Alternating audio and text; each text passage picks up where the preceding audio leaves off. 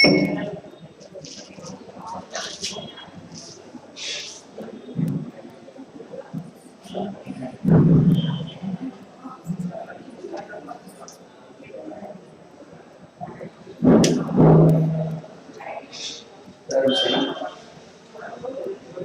गुरुभ्यो नमः।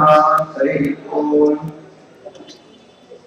आपादमपर्यन्तं गुरूणामाकृतिं स्मरेत् तेन विघ्नाः प्रणश्यन्ति सिद्ध्यन्ति च मनोरथाः। नारायणाय परिपूर्णगुणार्णवाय विश्वोदयस्थितिदैवनियतिप्रदाय ज्ञानप्रदाय विबुधासुरसौख्यदुःख सत्कारणाय तथाय नमो नमस्ते। अभ्रमं भङ्गरहितं अजडं विमलं सदा आनन्दतीर्थं मधुरं भजे तापत्रयापहं। दुर्वादिध्वान्तरवये वैष्णवेन्देवरेन्दवे श्रीराघवेन्द्रगुरवे नमोऽत्यन्तदयालवे। मूकोऽपि यत्प्रसादीनां कुन्दशयनायते राजराजायते विप्रो राघवेन्द्रं तमाश्रये। श्री हरये नमः। स्वस्तिस्तु सतां समस्त सन्मङ्गलानि भवन्तु। श्लोकैकश्रवण पठनमात्रेण वक्तुश्च श्रोतॄणां निखिल करिकृत कल्मषापरोदन पटुधरे श्रीमदापणाचार्य विरचित श्री राघवेन्द्र मंगलाष्टक अद्य प्रारंभे सति यथामति किंचित् पूर्वकथानुवादः। वैदिक साहित्य परंपರೆಯಲ್ಲಿ ಸ್ತೋತ್ರಗಳು ಅಂತ ಬಂದಿದೆ, ಮಂತ್ರಗಳು ಅಂತ ಇದೆ. ಸ್ತೋತ್ರಗಳು ವೇದ ಸಾಹಿತ್ಯದಿಂದಲೂ ಇದೆ, ವೇದಗಳ ಕಾಲದಿಂದಲೂ ಇದೆ. ವೇದಗಳಲ್ಲಿ ಇರುವ ಸ್ತೋತ್ರಗಳಿಗೆ ಸೂಕ್ತಗಳು ಅಂತ ಕರೀತಾರೆ. ಅಂದ್ರೇನು? ವೈದಿಕ ಸಾಹಿತ್ಯ ಉದಾತ್ತ ಅನುದಾತ್ತ ಸ್ವರಿತ ಇರುತ್ತಲ್ಲ, ಅದರಲ್ಲಿ ಋಗ್ವೇದದಲ್ಲಿ ಸೂಕ್ತಗಳು ಬಹಳಷ್ಟು ಎಲ್ಲವೂ ಕೂಡ ಅದು ಕೂಡ ವೈದಿಕ ಸಾಹಿತ್ಯದ ಸ್ತೋತ್ರಗಳಾಗಿದೆ. ಆಮೇಲೆ ಬಂದಂತಹ ಸಾಹಿತ್ಯದಲ್ಲಿ ವಿಷ್ಣು ಸಹಸ್ರನಾಮ ಸ್ತೋತ್ರ, ವೆಂಕಟೇಶ ಸ್ತೋತ್ರ, ರಾಘವೇಂದ್ರ ಸ್ತೋತ್ರ, ಸ್ತುತಿಗಳು ಅಂತ ಇದೆ, ಅದು ಕೂಡ ಸ್ತೋತ್ರವೇ. ನರಸಿಂಹ ಸ್ತುತಿ, ವಾಯು ಸ್ತುತಿ ಇವೆಲ್ಲವೂ ಸ್ತೋತ್ರಗಳೇ. ಸ್ತೋತ್ರ ಸಾಹಿತ್ಯ ಅಂತಲೇ ಒಂದು ಭಾಗ ಬಂತು. ವೈದಿಕ ಸಾಹಿತ್ಯದಲ್ಲಿ ವೈದಿಕ ಸ್ತೋತ್ರಗಳು, ಸೂಕ್ತಗಳು, ಈ ಸಾಹಿತ್ಯದಲ್ಲಿ ಬರ್ತಕ್ಕಂತಹ ಸ್ತೋತ್ರಗಳು ಅಂತ ಆಯ್ತು. ರಾಘವೇಂದ್ರ ಸ್ತೋತ್ರವು ಸ್ತೋತ್ರವೇ ಆಗುತ್ತೆ. ಮಂತ್ರ ಅದು ಬೇರೆ ಇದೆ. ಗಾಯತ್ರಿ ಸ್ತೋತ್ರ ಅನ್ನಲ್ಲ, ಗಾಯತ್ರಿ ಮಂತ್ರ ಅಂತೀವಿ. ನಾರಾಯಣ ಅಷ್ಟಾಕ್ಷರ ಮಂತ್ರ ಅಂತೀವಿ. ಮಂತ್ರ ಅಂದ್ರೇನು? ಅದಕ್ಕೊಬ್ಬ ದೇವತೆ, ಒಬ್ಬ ಋಷಿ, ಒಂದು ಛಂದಸ್ಸು ಇದ್ದೇ ಇರುತ್ತೆ. ಕಡಿಮೆ ಅಕ್ಷರಗಳಿಂದ ಕೂಡಿರುತ್ತೆ, ಅದಕ್ಕೆ ಮಂತ್ರ ಅಂತ ಹೆಸರು. ಮನನಾಥ ತ್ರಾಯತೆ ಇತಿ ಮಂತ್ರ ಅಂದ್ರೇನು? ಜಪ ಮಾಡಿಕೊಳ್ಳುವುದಕ್ಕೆ ಅತ್ಯಂತ ಸುಲಭವಾಗಿರುವುದು, ದೀರ್ಘವಾಗಿರಲ್ಲ, ಸ್ತೋತ್ರದ ರೀತಿ ಇರೋದಿಲ್ಲ. ಇದಕ್ಕೆಲ್ಲ ಮಂತ್ರಗಳು ಅಂತ ಕರೀತೀವಿ. ಹಾಗಾದ್ರೆ ಈ ಭಾಗ ಇನ್ನು ಅನೇಕ ಪ್ರಕಾರಗಳಿವೆ. ಅಷ್ಟಕ ಅಂತ ಕರಿತೀವಲ್ಲ, ಎಷ್ಟು ಮಂಗಳಾಷ್ಟಕಗಳು ಬೇಕಾದಷ್ಟಿವೆ. ಮಂಗಳದ ಅಷ್ಟಕ 8 ಶ್ಲೋಕ ಇರತಕ್ಕಂಥದ್ದು ಸಾಮಾನ್ಯವಾಗಿ ಮಂಗಳಾಷ್ಟಕಗಳ, ಅದಕ್ಕೆ ಅಷ್ಟಕ ಅಂತ. ಪ್ರತಿ ಶ್ಲೋಕದ ಕೊನೆಯಲ್ಲಿ ಮಂಗಳಂ ಅಂತ ಬಂದೇ ಬರುತ್ತೆ. ಒಂದು ಮಂಗಳಾಷ್ಟಕ ಬಹಳ ಪ್ರಸಿದ್ಧವಾಗಿದೆ. ಲಕ್ಷ್ಮೀ ಯಸ್ಯ ಪರಿಗ್ರಹ ಕಮಲಭು ಸುನರ್ಗರುತ್ಮಾನ್ ವ್ರತಃ ಪೌತ್ರಶ್ಚಂದ್ರ ವಿಭೂಷಣ ಸುರಗುರು ಶೇಷಶ್ಚ ಶಯ್ಯಾಸನಃ ಬ್ರಹ್ಮಾಂಡಂ ವರಮಂದಿರಂ ಸುರಗಣ ಯಸ್ಯ ಪ್ರಭೋ ಸೇವಕಾಃ ಸ್ತತ್ರೈಲೋಕ್ಯ ಕುಟುಂಬಪಾಲನ ಪರಃ ಕುರ್ಯಾದ್ಧಯೈರ್ಮಂಗಳಂ. ಪ್ರಸಿದ್ಧವಾದ ಮಂಗಳಾಷ್ಟಕ. ವಿವಾಹ ಉಪನಯನಾದಿಕ ಮಂಗಳ ಕಾರ್ಯಗಳನ್ನು ಹೇಳಲೇಬೇಕು. ಎಲ್ಲ ಮತದವರು ಹೇಳಿದ್ದಾರೆ, ಎಲ್ಲ ಮತದವರಿಗೂ ಇದೇ ಮಂಗಳಾಷ್ಟಕ. ಮಾಧ್ವರಿಗಾಗಲಿ, ಸ್ಮಾರ್ತರಿಗಾಗಲಿ ಮತ್ತು ಶ್ರೀವೈಷ್ಣವರಿಗಾಗಲಿ ಎಲ್ಲರಿಗೂ ಕೂಡ ಇದೇ ಮಂಗಳಾಷ್ಟಕ. ಇದನ್ನು ರಚನೆ ಮಾಡಿದ ಯಾರು? ಮಹಾನುಭಾವ. ಪ್ರಸಿದ್ಧವಾದ ಮಂಗಳಾಷ್ಟಕ. ಉಡುಪಿಯ 8 ಮಠಗಳ ಫಲಿಮಾರು ಮಠದಲ್ಲಿ ಬರುವ ರಾಜರಾಜೇಶ್ವರ ತೀರ್ಥರು ರಚನೆ ಮಾಡಿಕೊಟ್ಟಿದ್ದಾರೆ. ಎಲ್ಲ ಮತದವರಿಗೂ ಕೂಡ ವಿವಾಹ ಕಾರ್ಯಗಳಲ್ಲಿ ಈ ಮಂಗಲಾಷ್ಟಕ ಅವಶ್ಯಕವಾಗಿ ಬೇಕೇ ಬೇಕಾಗಿದೆ. ಇಂಥ ದೊಡ್ಡದಾದ ಕೆಲಸ ಮಾಡಿಕೊಂಡಿದ್ದಾರೆ ಬಲಿಮಾರು ಮಠದ ರಾಜರಾಜೇಶ್ವರ ತೀರ್ಥರು ರಚನೆ ಮಾಡಿಕೊಟ್ಟಿರುವ ಮಂಗಳಾಷ್ಟಕ. ಇನ್ನು ಆ ನಂತರ ವ್ಯಾಸರಾಜರು ಕೃಷ್ಣನಿಗೆ ಒಂದು ಮಂಗಳಾಷ್ಟಕ ಮಾಡಿಕೊಡ್ತಾರೆ. ಕೃಷ್ಣನ ವಿವಾಹಕ್ಕಾಗಿ ಶ್ರೀನಾರಿ ವದನಾಂಬುಜಸ್ಯ ಧರ್ಮಿ ಶ್ರೀವತ್ಸಧಾರಿ ಹರಿ ಪ್ರಾರಂಭವಾಗುತ್ತೆ. ಅದು ವ್ಯಾಸರಾಜರು ಕೃಷ್ಣನ ಅವತಾರಕ್ಕೆ ಕೃಷ್ಣ ರುಕ್ಮಿಣಿಯರ ವಿವಾಹದ ಸಂಬಂಧದಲ್ಲಿ ಮಾಡಿಕೊಟ್ಟಿರುವ ಮಂಗಳಾಷ್ಟಕ. ವಾದಿರಾಜರು ಶ್ರೀನಿವಾಸ ದೇವರಿಗೆ ಒಂದು ಮಂಗಳಾಷ್ಟಕ ಮಾಡಿಕೊಟ್ಟಿದ್ದಾರೆ. ಶ್ರೀ ಕ್ಷೋಣ್ಯೋ ಅಂತ ಪ್ರಾರಂಭ ಆಗುತ್ತೆ. ವಾದಿರಾಜರು ಮಾಡಿಕೊಟ್ಟಿರುವ ಶ್ರೀನಿವಾಸ ದೇವರ ಮಂಗಳಾಷ್ಟಕ. ಇಷ್ಟು ಮಂಗಳಾಷ್ಟಕಗಳಿವೆ ಈ ಲೋಕದಲ್ಲಿ. ಇವು ಕೂಡ ಸ್ತುತಿಯೇ, ಸ್ತೋತ್ರವೇ, ಮಂಗಳವನ್ನ ಕರುಣಿಸುವುದು ಅಂತ ಕೇಳಿಕೊಳ್ಳುವುದಾಗಿದೆ. 8 ಶ್ಲೋಕಗಳಿಂದ ಕೂಡಿರುವುದಾಗಿದೆ. ಪ್ರಸ್ತುತ ಶ್ರೀ ರಾಘವೇಂದ್ರ ಮಂಗಳಾಷ್ಟಕ ಇದನ್ನ ರಚನೆ ಮಾಡಿಕೊಟ್ಟ ಮಹಾನುಭಾವರು ಅಪ್ಪಣಾಚಾರ್ಯರೇ. ಕಲಿಯುಗದ ಕಲ್ಪವೃಕ್ಷ ಕಾಮಧೇನು, ಬೇಡಿದ್ದನ್ನ ಕೊಡುವವರು, ಇಷ್ಟಾರ್ಥವನ್ನ ಕೊಡುವವರು, ಜನ್ಮವನ್ನ ಪಾಲಿಸುವವರು, ಸದ್ಗತಿಯನ್ನ ಕೊಡುವ ಮಾರ್ಗವನ್ನು ತೋರಿಸಿಕೊಡುವ ಮಹಾನುಭಾವರು ರಾಘವೇಂದ್ರ ಗುರು ಸಾರ್ವಭೌಮರು. ಅಂತಹ ಗುರು ಸಾರ್ವಭೌಮರ ಅಂತರಂಗ ಭಕ್ತರು ಇದ್ದರು 8 ಜನ. ಅಪ್ಪಣಾಚಾರ್ಯರು, ಈ ಬನಾಮಪುರದ ಅಪ್ಪಾವರು, ಅಪ್ಪಾವರು ಕಟ್ಟೆಗೆ ಅಂತ ಹೋಗ್ತೀವಲ್ಲ ಅಲ್ಲಿ ಅಪ್ಪಾವರು ಅಂತ ಅವರ ಹೆಸರೇನೆ. ಇನ್ನು 6 ಜನ, ಎಲ್ಲರೂ 8 ಜನ ಅಂತರಂಗ ಭಕ್ತರು. ಆವಾಗಲೂ ಕೂಡ ರಾಘವೇಂದ್ರ ಗುರುಗಳನ್ನೇ ಚಿಂತನ, ಸ್ಮರಣ, ಅವರ ಜೊತೆ ಮಾತು, ಅವರ ಜೊತೆ ಪಾಠ ಎಲ್ಲ ಆಗ್ತಾ ಇತ್ತು. ಅಪ್ಪಣಾಚಾರ್ಯರು ಅಷ್ಟು ಚೆನ್ನಾಗಿ ರಾಯರ ಜೊತೆಯಲ್ಲೇ ಇದ್ರೂನೆ ಅವರು ಬೃಂದಾವನ ಪ್ರವೇಶ ಮಾಡುವ ಸಮಯದಲ್ಲಿ ಅವರು ಇರಲಿಲ್ಲ. ಬೃಂದಾವನ ಪ್ರವೇಶ ನಡೆದೋಗಿದೆ 1671ನೇ ಇಸವಿ ಶ್ರಾವಣ ಮಾಸ ಕೃಷ್ಣ ಪಕ್ಷ ಬೀದಿಗೆ ಶುಕ್ರವಾರದ ದಿನ ರಾಯರು ಸಶರೀರವಾಗಿ ಬೃಂದಾವನ ಪ್ರವೇಶ ಮಾಡಿದರು. ಆಮೇಲೆ ಗೊತ್ತಾಯಿತು ಅಪ್ಪಣಾಚಾರ್ಯರಿಗೆ ರಾಯರು ಬೃಂದಾವನ ಪ್ರವೇಶ ಮಾಡಿಬಿಟ್ರಂತೆ. ಬೃಂದಾವನಸ್ಥರಾದರು ಬೃಂದಾವನ ಪ್ರವೇಶ ಮಾಡಿದ್ರೆ ಬಹಳ ವ್ಯತ್ಯಾಸ ಇದೆ. ಬೃಂದಾವನಸ್ಥರಾದರು ಅಂದ್ರೆ ಅವರು ಇಹಲೋಕವನ್ನೇ ತ್ಯಜಿಸಿದ ಮೇಲೆ ಆಮೇಲೆ ಬೃಂದಾವನ ನಿರ್ಮಾಣ ಮಾಡಿದ್ರು. ಇಲ್ಲ ಹಾಗಿಲ್ಲ, ಮೊದಲೇ ಬೃಂದಾವನ ನಿರ್ಮಾಣ ಮಾಡಿಸಿಕೊಂಡು ಇಂಥ ದಿವಸ ನಾನು ಹೋಗ್ತೀನಿ ಬೃಂದಾವನದ ಪ್ರವೇಶ ಅಂತ ಮಾಡಿರುವ ಮಹಾನುಭಾವರು ರಾಘವೇಂದ್ರ ಗುರುಸ್ವಾಮಿ ಇಂದಿಗೂ ಕೂಡ ಬೃಂದಾವನದಲ್ಲಿ ಇದ್ದೇ ಇದ್ದಾರೆ. ಇಲ್ಲ ಇರೋ ಬಗ್ಗೆ ಈ ವೈಭವ, ಈ ಜ್ಞಾನ ಕಾರ್ಯ, ಈ ಉತ್ಸವ ಎಲ್ಲ ನಡೀತಿರೋದು ಇನ್ನೂ. ಹಾಗಾದ್ರೆ ಅಪ್ಪಣಾಚಾರ್ಯರಿಗೆ ಆಮೇಲೆ ಗೊತ್ತಾಯ್ತು ಬಿಚ್ಚಾಳೆಯಿಂದ ಮೂಡಿ ಬರ್ತದೆ ತುಂಬಿದ ನದಿ ಒಳಗೆ ತುಮುಕಿದ್ರು. ತುಂಗಭದ್ರಾ ನದಿ ಪ್ರವಾಹ ಶ್ರಾವಣ ಮಾಸ. ಆ ನದಿಯಲ್ಲಿ ಹೇಗೆ ಈಚಿ ಬಂದ್ರು, ಅದು ಯಾರು ದಡವನ್ನ ಸೇರಿಸಿದ್ರು ಅಲ್ಲಿಂದಲೇ ಪ್ರಾರಂಭವಾಗಿತ್ತು. ದರವಾಗ್ಲೇ ಮನೆಯಿಂದಲೇ ಬಿಚ್ಚಾಳೆಯಿಂದ ಶ್ರೀ ಪೂರ್ಣ ಹೋದ ತೀರ್ಥ ಪ್ರಯೋಕ್ತಿ ಭಾರ ಅವ್ಯಾಹತವಾಗಿ ಹೋಗ್ತಾ ಇದೆ ಸಾಹಿತ್ಯ. ಓಡೋಡಿ ಬಂದರು ಮಂತ್ರಾಲಯ ಬರುವ ತನಕರು ಕೂಡ ಅವಾಗ ಹೀಗೆಲ್ಲ ಇರಲಿಲ್ಲ. ಪೋಳಿ ಗೋಡೆ ಇಲ್ಲ, ಪ್ರಾಣದೇವರು ಇರಲಿಲ್ಲ, ಬರೀ ಒಂದು ಶಿಲಾಮಂಟಪ, ಇನ್ನೇನೂ ಇಲ್ಲ. ಮಂತ್ರಾಲಯದಲ್ಲಿ ಶ್ರೀನಿವಾಸ ದೇವರ ಗುಡಿ ಇದೆ ಮಧ್ಯಭಾಗದಲ್ಲಿ. ರಾಯರು ಪ್ರತಿಷ್ಠಾಪನೆ ಮಾಡಿ ಪೂಜೆ ಮಾಡೋದು. ಆ ಶ್ರೀನಿವಾಸ ದೇವರ ಗುಡಿಯಿಂದ ಬರ್ಬೇಕಾದ್ರೆ ಕಾಲು ದಾರಿ, ಒಬ್ಬೊಬ್ಬರಿಗೆ ನಡ್ಕೊಂಡ್ ಬರುವಂತ ದಾರಿ ಇತ್ತಂತೆ. ಸುತ್ತ ಬರೀ ಕುರುಚಿನ ಗಿಡಗಳು, ಬೇರೆ ಗಿಡಗಳು ಬೆಳೆದಿದ್ದೇ ಹೊರತು ಒಂದು ಮನೆ ಮಂದಿರ ಭವನಗಳು ಇರಲಿಲ್ಲ ಮಂತ್ರಾಲಯದಲ್ಲಿ. ಅದೊಂದು ಫೋಟೋ ಇದೆ, ನೋಡಿದ್ರೆ ಗೊತ್ತಾಗುತ್ತೆ. ಹಾಗಾದ್ರೆ ಹಳೆ ಗ್ರಾಮದಿಂದ ಬರಬೇಕಾದ್ರೆ ಹಾಗೆ ರಾಯರ ಬೃಂದಾವನ ಮುಂದೆ ನಿಂತುಕೊಂಡ್ರು ಹೇಳ್ತಾ ಇದ್ದಾರೆ. ಯೋ ಭಕ್ತ್ಯಾ ಗುರುರಾಘವೇಂದ್ರ ಚರಣ ದ್ವಂದ್ವಂ ಸ್ಮರನ್ ಯಪ್ಪಟೆ ಸ್ತೋತ್ರಂ ದಿವ್ಯಮಿದಂ ಸದಾ ವಿಭವೆ ತಸ್ಯಾ ಅಸುಖಂ ಕಿಂಚನ ಕಿಂತು ಇಷ್ಟಾರ್ಥ ಸಮೃದ್ಧರೇವ ಕಮಲಾನಾಥ ಪ್ರಸಾದೋದಯ ಕೀರ್ತಿರ್ ದಿಗ್ವಿಜಿತ ವಿಭೂತಿ ರತುಲಾ. ಇನ್ನು ಶ್ಲೋಕ ಪೂರ್ತಿ ಆಗಲಿಲ್ಲ, ಅಲ್ಲಿ ನಿಲ್ಲಿಸುವುದು. ಶ್ಲೋಕ ಯಾಕೆ ನಿಲ್ಲಿಸ್ಬಿಟ್ರು ತಾವು ಹೇಳ್ತಾ ಇದ್ದಿದ್ದು ಶ್ಲೋಕವನ್ನ ರಾಯರ ಬೃಂದಾವನ ಮುಂದೆ ಅಷ್ಟಕ್ಕೆ ಬಂದ್ಬಿಟ್ಟಿದ್ದಾರೆ ಅಂತದ್ದಾಗ್ಲೇನೆ. ವಿಭೂತಿ ರತುಲಾ ಅಂದ್ಮೇಲೆ ನೋಡಿದ್ರು ಬೃಂದಾವನವನ್ನ, ಮಾತಾಡ್ತಾ ಇದ್ರು, ಜೊತೆಯಲ್ಲಿ ಪಾಠವನ್ನ ಹೇಳ್ಕೊಂಡ್ರು, ಸಾಕ್ಷಾತ್ ಗುರುಗಳಾಗಿದ್ದರು. ಅವರು ಬೃಂದಾವನ ಸೇರಿದ್ದಾರೆ, ಬೃಂದಾವನ ಪ್ರವೇಶ ಮಾಡಿದರೆ ಇನ್ನೆಲ್ಲಿ ನೋಡಲೇ ನಾನಿಂತ ಮಹಾನುಭಾವರನ್ನ ಅಂತ ಹೇಳಿ ಕಂಠ ಗದ್ದರಿತವಾಯಿತು. ಮಾತು ಬರಲೇ ಇಲ್ಲ, ಮೂಕರಾದರು, ಕಣ್ಣಿನಲ್ಲಿ ನೀರು ಹರಿದು ಹೋಗ್ತಾ ಇದೆ. ವಿಭೂತಿ ರತುಲಾ ಅಲ್ಲಿ ನಿಲ್ಲಿಸ್ಕೊಂಡ್ರು. ಮುಂದಕ್ಕೆ ಶ್ಲೋಕ ಪೂರ್ತಿ ಆಗ್ಬೇಕಲ್ಲ, ಬೃಂದಾವನದ ಒಳಗಿಂದ ಬಂತು ಮಾತು.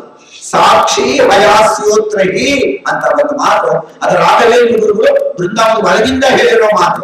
ಏನಾದರೆ, ಓ ಅಪಣಾಚಾರ್ಯರೇ, ನೀವು ರಚನೆ ಮಾಡಿರುವ ಈ ಸ್ತೋತ್ರ ಇದೆಯಲ್ಲ, ಇದಕ್ಕೆ ಏನು ಫಲ ಇದೆ, ಏನು ಮಹಿಮೆ ಇದೆ, ಏನು ವಿಚಾರಗಳಿದೆ, ಇದಕ್ಕೆಲ್ಲ ಹಯಗ್ರೀವ ದೇವರೇ ಸಾಕ್ಷಿಯಾಗಿದ್ದಾರೆ ಅಂತ ಮಾತ್ರ.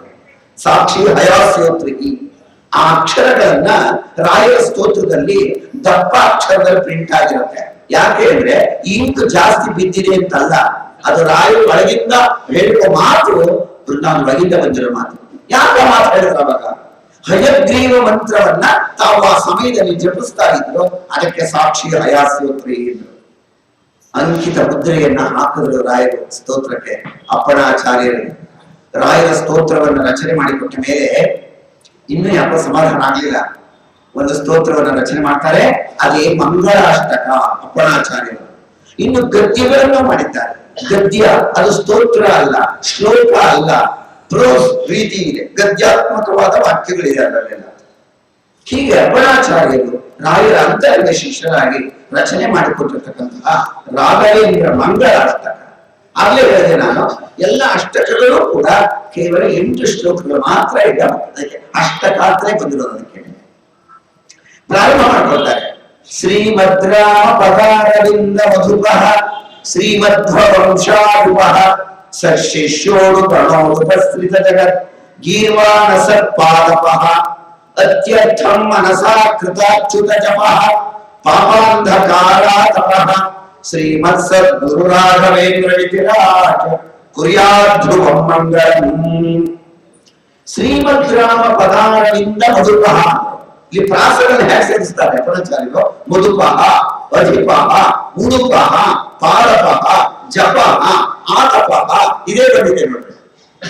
ಶ್ರೀಮದ್ ರಾಮ ಪದಾರವಿಂದ ಮಧುಪಃ.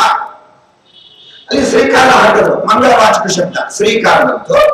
ರಾಮದೇವರ ಪಾದಗಳೆಂಬ ಹೂವು, ಪಾದ ಕಮಲಗಳಲ್ಲಿ ಮಧುಪಃ.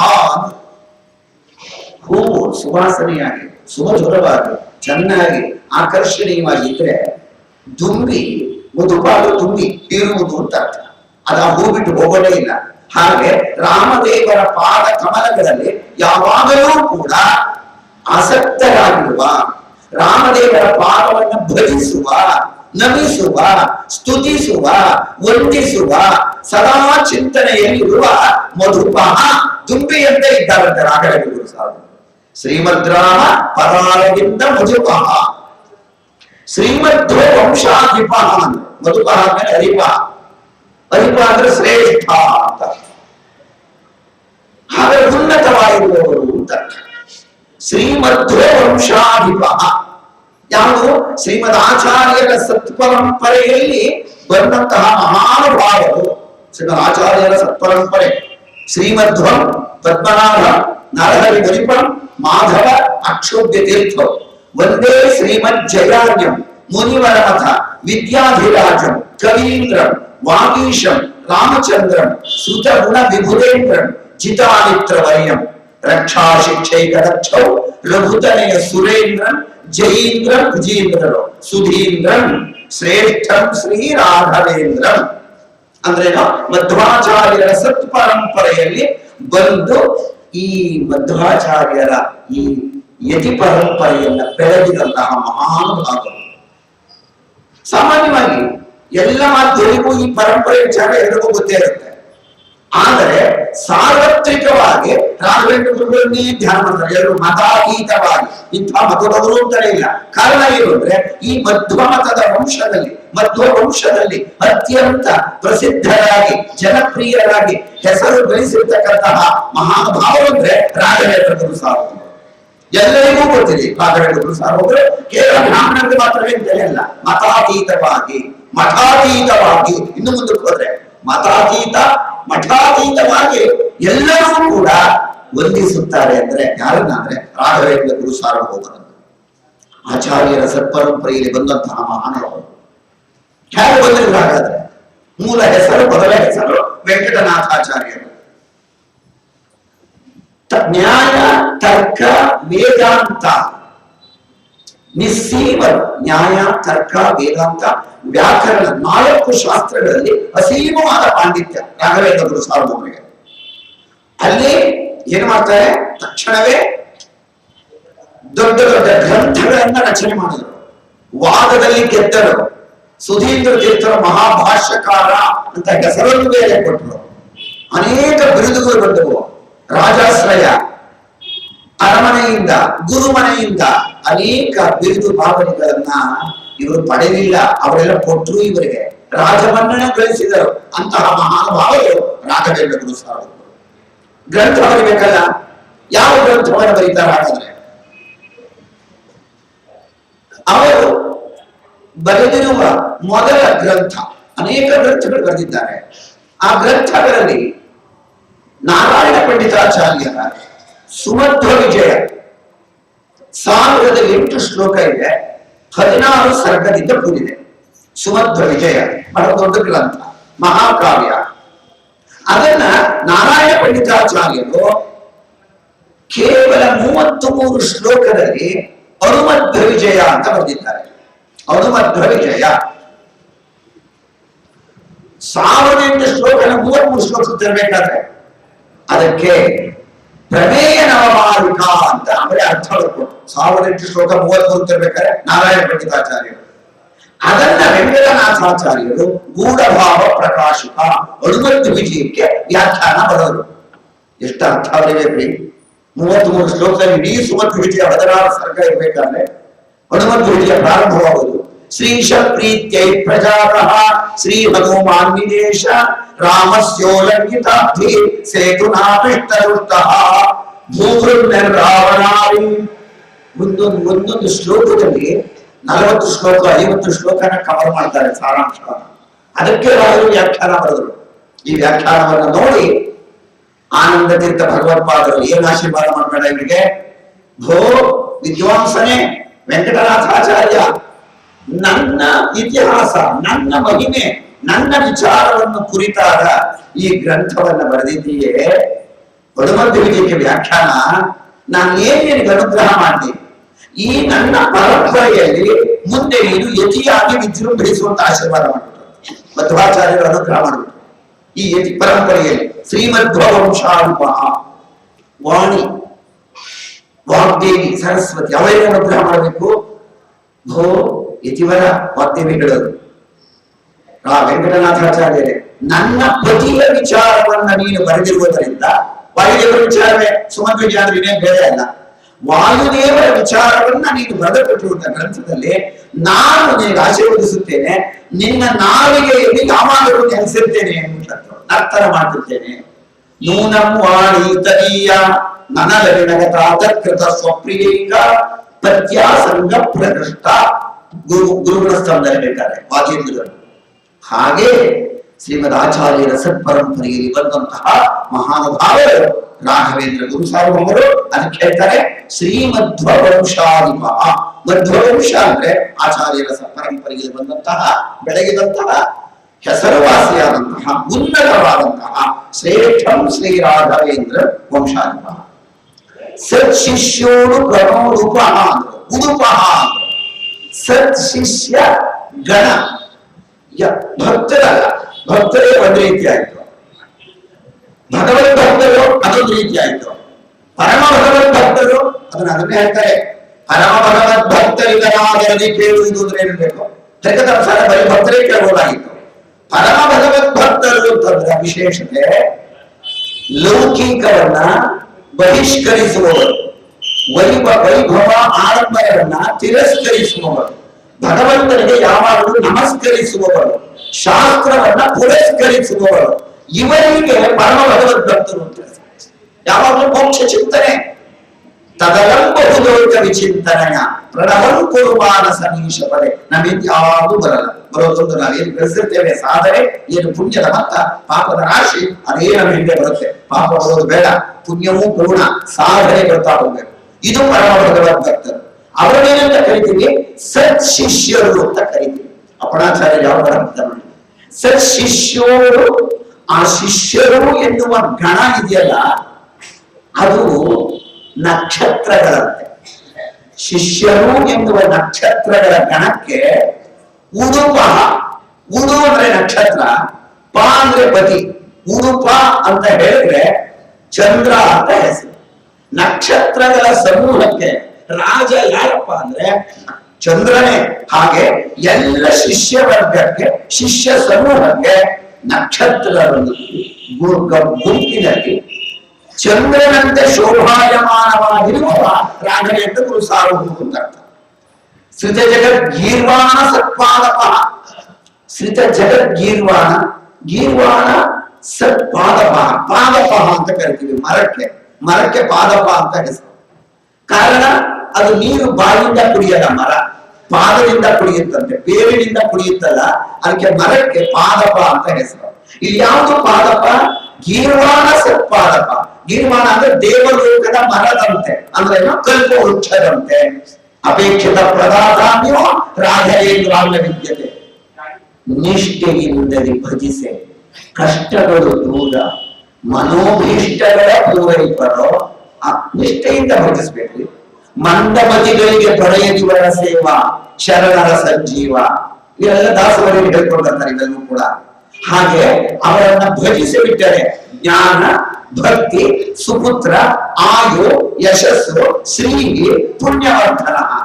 ಪ್ರತಿವಾದಿ ಜಯ ಸ್ವಾಂತ ಭೇದ ಚಿಹ್ನಾಗರೋ ಗುರು. ಅಪೇಕ್ಷಿತ ಪ್ರದಾತಾನ್ಯೋ ರಾಘವೇಂದ್ರಾಗ ವಿದ್ಯತೆ. ಯಾಕೆ ಹಾಕುತ್ತಾ ಇದ್ದಾರೆ? ಯಾಕೆ ಪದವನ್ನು ಹಾಕುದ್ರಲ್ಲಿ? ಗೀರ್ವಾಣ ಸತ್ಪಾದಪ ಶ್ಲೋಕವೇ ಇದೆ. ಎಲ್ಲರಿಗೂ ಮಕ್ಕಳು ಯಾವುದು ಕಲಿಯಕ್ಕಿಂತ ಮೊಟ್ಟ ಮೊದಲು ಕಲಿಯೋದೇ ಅದು ಚಿಕ್ಕ ಮಕ್ಕಳು. ಪೂಜ್ಯಾಯ ರಾಘವೇಂದ್ರಾಯ ಸತ್ಯ ಧರ್ಮರತಾಯ ಭಜತಾಂ ಕಲ್ಪವೃಕ್ಷಾಯ ನಮತಾಂ ಕಾಮಧೇನವೇ. ಈ ಶ್ಲೋಕದಲ್ಲಿ ಕ್ರಿಯಾಪದ ಇಲ್ಲ. ಈ ಶ್ಲೋಕದ ವಿಸ್ತೃತವಾದ ವಿವರಣೆಯೇ ರಾಘವೇಂದ್ರ ಸ್ತೋತ್ರ. ಎರಡೇ ಸಾಲು. ಭಜತಾಂ ಕಲ್ಪವೃಕ್ಷಾಯ ನಮತಾಂ ಕಾಮಧೇನವೇ. ಅದಕ್ಕೆ ಕಲ್ಪವೃಕ್ಷವಾಗಿರುವ ನಿಮ್ಮನ್ನು ಭಜಿಸುತ್ತೇನೆ ಅಂದ್ರೆ ಗೀರ್ವಾಣ ಸತ್ಪಾದಪ. ಬೇಡಿದ್ದನ್ನ ಕೊಡುವ, ಕೇಳಿದ್ದನ್ನ ಕೊಡುವ, ಇಷ್ಟಾರ್ಥವನ್ನ ನೆರವೇರಿಸಬೇಕಾದ್ರೆ ಭಾಗವತ ಸಪ್ತಮ ಸ್ಕಂದದ ರೆಫರೆನ್ಸ್. ನರಸಿಂಹದೇವರು ಪ್ರಹ್ಲಾದರಾಜರನ್ನ ಹತ್ತಿರಕ್ಕೆ ಕರೆದರು. ತಲೆಯ ಮೇಲೆ ಹಸ್ತವನ್ನ ಇಟ್ಟರು. ಏನ್ರಿ ನರಸಿಂಹದೇವರ ಹಸ್ತ ಇವರು ತಲೆ ಮೇಲೆ ಅಂದ್ರೆ, ಮಗು ಪ್ರಹ್ಲಾದ ಏನ್ ಬೇಕು ಕೇಳು ಅಂದ್ರು. ಏನು ಬೇಡ ಕೇಳಬಾರದು ಅಂತಾರೆ ಪ್ರಹ್ಲಾದರಾಜರು. ಭಗವಂತನೇ ಬಂದು ಮನೆಗೆ ಕೂತ್ಕೊಂಡು ನಿನಗೇನ್ ಬೇಕು ಅಂದ್ರೆ 20 ತಲೆಮಾರಿಗೆ ಆಗುವಷ್ಟು ಬೇಡಿಕೆ ಪಟ್ಟಿನೇ ಕೊಡಬೇಡ್ರೆ ಕೊಟ್ಕೊಳ್ಳೋ ಭಗವಂತ ಎಲ್ಲ. ಏನೇನು ಕೇಳಬಾರ್ದು, ನನ್ಗೇನ್ ಬೇಡ ಅಂದ್ರು ಪ್ರಹ್ಲಾದರಾಜರು. ಕೇಳ ಪ್ರಹ್ಲಾದ. ಈಗ ಸಂದರ್ಭ ಹೇಳುತ್ತೆ, ಭಗವಂತನೇ ಬಂದು ಮನೆಗೆ ಕೂತ್ಕೊಂಡು ನಿನಗೇನ್ ಬೇಕು ಅಂತ ಕೇಳಿದ್ರೆ ಬೇಡ ಅಂದ್ರೆ ಉಲ್ಲಂಘನೆ ಮಾಡಲಾಗಲಿಲ್ವೇ? ಆದ್ರೆ ಅವನು ಒತ್ತಾಯ ಮಾಡ್ತಿದ್ದಾನೆ ಸ್ವಾಮಿ ನರಸಿಂಹದೇವರು. ಪ್ರಹ್ಲಾದರಾಜರು ಬೇಡ ಅಂತಿದ್ದಾರೆ, ಉಲ್ಲಂಘನೆ ಆಯ್ತಲ್ಲ. ಇಂಥ ಸಂದರ್ಭದಲ್ಲಿ ಮಧ್ವಾಚಾರ್ಯರ ತಾತ್ಪರ್ಯ ನಿರ್ಣಯ. ಯಾಕಂತ ಹೇಳಿದ್ರೆ ಭಗವಂತನ ಮಾತನ್ನು ಉಲ್ಲಂಘನೆ ಮಾಡಬಾರದು ಅಂತ ಕೇಳಿದ್ರಂತೆ ವರವನ್ನ. ಏನ್ ಕೇಳ್ತಾರೆ ಪ್ರಹ್ಲಾದರಾಜರು? ನಮ್ಮ ತಂದೆ ಅನೇಕ ಬಾರಿ ನಿನ್ನ ಸಮಾನತೆಯ ಮಾತುಗಳಾಡಿದ್ದಾನೆ, ಕ್ಷಮಿಸು ಅಂದ್ರಂತೆ. ನಿಮ್ಮ ಅಪ್ಪನ ಕ್ಷಮಿಸಿದೀನಿ ಕಂಡ್ಬಿಡೋ, ಅವ್ನಾಯ್ತು, ಅವ್ನಿಗೆ ಏನ್ ಗತಿ ಆಗಬೇಕೋ ಆಗಿದೆ. ಅದು ನಿನ್ನಂಥ ಒಬ್ಬ ಮಗ ಬಿಟ್ಟು ಬಿಟ್ರೆ 21 ಕುಲ ಉದ್ಧಾರ ಆದ್ರು ನರಸಿಂಹದೇವರು. ಯಾವ 21 ಕುಲ? ಅಪ್ಪನ ಕಡೆ ಏಳ್ತಾರೆ, ಅಮ್ಮನ ಕಡೆ ಏಳ್ತಾರೆ, ತನ್ನ ಮುಂದಿನ ಏಳ್ತಾರೆ. 21 ಕುಲ ಉದ್ಧಾರ ಆಯಿತು. ನಿನಗಾಗಿ ಏನಾದ್ರು ಕೇಳಿದ ಅಂದಾಗ ನರಸಿಂಹದೇವರ ಒತ್ತಾಯ ತೀವ್ರವಾಯಿತು. ಆಗ ಕೇಳ್ತಾ ಇದ್ದಾನಂತೆ ಪ್ರಹ್ಲಾದರಾಜರು. ಕೇಳಿದ್ದೇನಂತ ಕೇಳಿದ್ರು, ನಿನ್ನಲ್ಲಿ ನಾನು ಯಾವ ವರವನ್ನು ಕೇಳಬಾರದು ಬುದ್ಧಿ ಕೊಡುತ್ತಾರೆ. ವರವನ್ನ ಯಾಚಿಸದೇವ ಬುದ್ಧಿ ಕೊಡುವಾಗ ನರಸಿಂಹದೇವರು ಪ್ರೀತರಾಗಿ, ಮಗು ಪ್ರಹ್ಲಾದ ಸಾಕಷ್ಟು ಪುಣ್ಯವನ್ನು ಮಾಡಿದ್ದೀಯೆ, ಅನುಭವಿಸು, ಇನ್ನೊಬ್ಬರಿಗೂ ಹಂಚು ಅಂತ ಸ್ವಾಮಿ ನರಸಿಂಹದೇವರು ಹೇಳಿದ ಮಾತು ಇಂದಿಗೂ ನಡೀತಿದೆ. ಪ್ರಹ್ಲಾದರಾಜರಾದಾಗ, ಶ್ರೀ ನಂತರ ವ್ಯಾಸರಾಜರಾಗಿರುವಾಗ, ಅದ್ಯಾಪಿ ರಾಘವೇಂದ್ರ ಗುರುಗಳಾಗಿರುವಾಗ ಅಪೇಕ್ಷಿತ ಪ್ರದಾತಾನ್ಯೋ ರಾಘವೇಂದ್ರಾಗ ವಿದ್ಯತೆ. ಯಾರ್ಯಾರು ಏನೇನ್ ಕೇಳ್ತಾರೋ ಅವ್ರ ಇಷ್ಟಾರ್ಥವನ್ನ ತೆಗೆದು ಕೊಡ್ತಾ ಇದ್ದಾರೆ ಅಂತಂದ್ರೆ ಪುಣ್ಯ. ಆ ಕೊಟ್ಟರು ಇನ್ನೂ ವೃದ್ಧಿ ಆಗ್ತಾ ಇದೆ. ಇನ್ನೆಷ್ಟು ಪುಣ್ಯ ಇರಬೇಡ. ನರಸಿಂಹದೇವರ ಮಾತು ಗೀರ್ವಾಣ ಸತ್ಪಾದಪ. ಇನ್ನೂ ಅರ್ಥ ಇದೆ, ಮುಂದಕ್ಕೆ ಹೋಗ್ಬೇಕು. ಅತ್ಯರ್ಥಂ ಮನಸಾ ಕೃತಾಚ್ಯುತ ಜಪ. ಯಾವಾಗಲೂ ಕೂಡ ಮನಸ್ಸಿನಲ್ಲಿ ಬಹಳ ಜಪವನ್ನ ಮಾಡ್ತಾ ಇರುವಂತೆ. ಯಾವಾಗಲೂ ಕೂಡ ಅಚ್ಯುತ ಜಪ. ರಾಮಕೃಷ್ಣ ನರಹರಿ ವರ್ಷತೆ ಸತ್ವಂ यतिराट अपारवारे अति दुस्सारे खलु निस्सारे असुख संसारे मग्नं दीनं दूनं अनाथं शरणागतं मां रक्ष रक्ष भोजे जय गुरुराज सदा काल ಅವರು ಆ ಜಪ ಮಾಡ್ತಿದ್ದಾರಲ್ಲ ಆ ನಿಷ್ಠೆ ಆ ದೀಕ್ಷೆ ಆ ಭಕ್ತಿ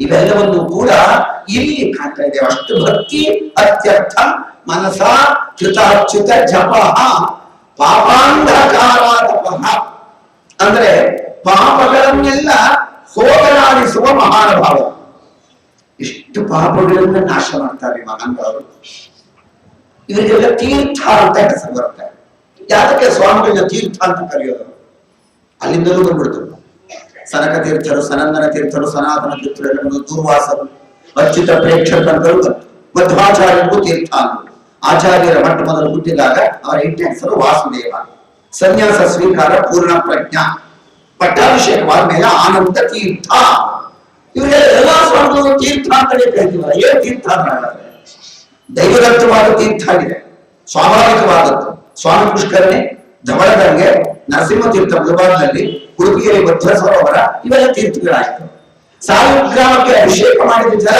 ಅದೊಂದು ತೀರ್ಥವಾಯಿತು ಯಾವ ತೀರ್ಥ ಹಾಗಾದ್ರೆ ಇಲ್ಲಿ ಜಂಗಮ ತೀರ್ಥ ಮಾನಸ ತೀರ್ಥ ಭೌಮ ತೀರ್ಥ ಅಂತ ತೀರ್ಥದಲ್ಲಿ ಅನೇಕ ಪ್ರಕಾರಗಳನ್ನ ನಾವು ಕಾಣ್ತಾ ಹೋಗ್ತೇವೆ ಅದರಲ್ಲಿ ಜಂಗಮ ತೀರ್ಥ ಅಂದ್ರೆ ಬ್ರಾಹ್ಮಣ ಜಂಗಮಂ ತೀರ್ಥಂ ನಿರ್ಮಲಂ ಸರ್ವಕಾಮಿಕಂ ಯೇಷಾಂ ವಾಕ್ಯೋದಕೇನೈವ ಶುದ್ಧಂತಿ ಮಲಿನೋಚನ ಅಂತ ಪರಾಶರ ಸ್ಮೃತಿ ಒಂದು ವಾಕ್ಯ ಇದೆ ಸಜ್ಜನರನ್ನ ತೀರ್ಥ ಅಂತ ಕರಿತೇವೆ ಸಜ್ಜನರು ಯಾರು ಕಾಣ್ತಾರೆ ವಿಷ್ಣು ಭಕ್ತರು ಯಾರಿದ್ದಾರೆ ಅವರು ಬಂದರೆ ಅವರು ತೀರ್ಥ ಅಂತ ಜಂಗಮ ತೀರ್ಥ ಪವಿತ್ರಗೊಳಿಸುತ್ತಾರೆ ತೀರ್ಥಿ ಕುರುವಂತಿ ತೀರ್ಥಾನಿ ಎರಡನೇದು ಮಾನಸ ತೀರ್ಥ ಅಂತ ಮಾನಸ ತೀರ್ಥದಲ್ಲಿ ಸುಮಾರು 13 ಪ್ರಕಾರಗಳಿವೆ ಸತ್ಯತೀರ್ಥ ಕ್ಷಮಾತೀರ್ಥ ಇಂದ್ರಿಯ ತೀರ್ಥ ಸರ್ವಭೂತ ದಯಾ ತೀರ್ಥ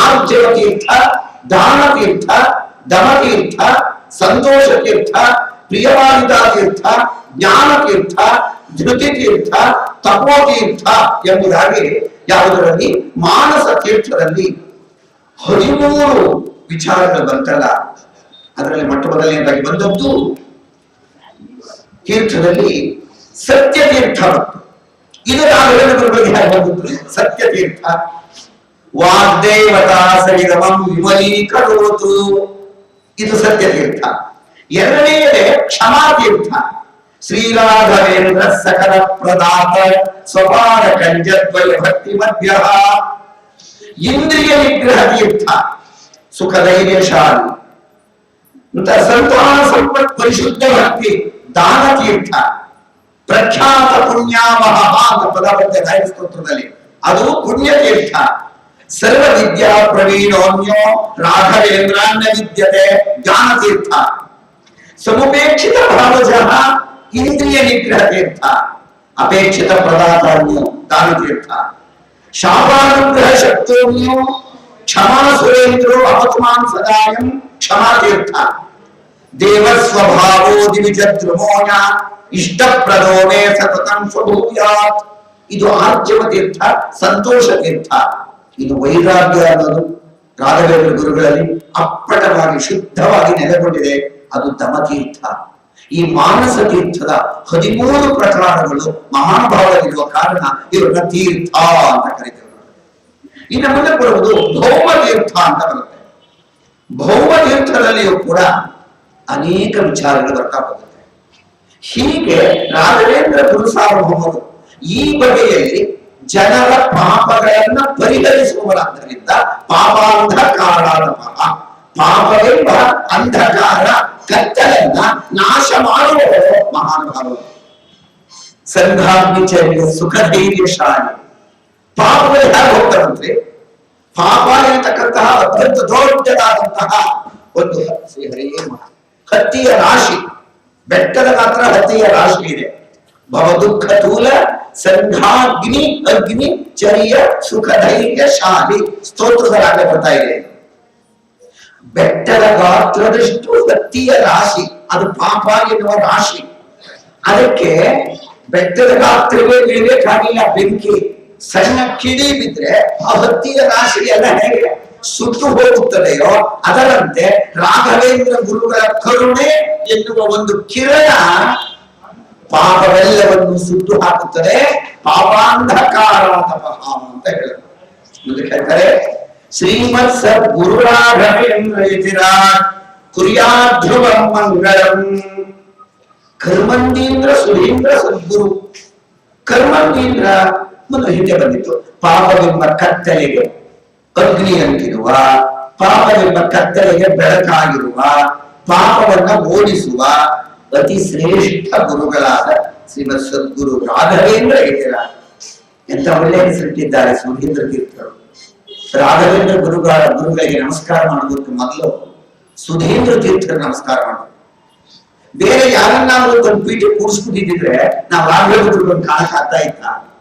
ವೆಂಕಟನಾಥರನ್ನೇ ಕರ್ಕೊಂಡು ಬಂದು ಒತ್ತಾಯ ಮಾಡಿ ಸನ್ಯಾಸ ತಗೋಬೇಕು ಅಂತ ಹೇಳಿ ಪಟ್ಟಾಭಿಷೇಕ ಮಾಡಿ ರಾಘವೇಂದ್ರ ತೀರ್ಥ ಅಂತ ಹೆಸರಿಟ್ರಲ್ಲ, ಎಷ್ಟು ಅರ್ಥಪೂರ್ಣವಾದ ಹೆಸರನ್ನು ಇಟ್ಟಿದ್ದಾರೆ.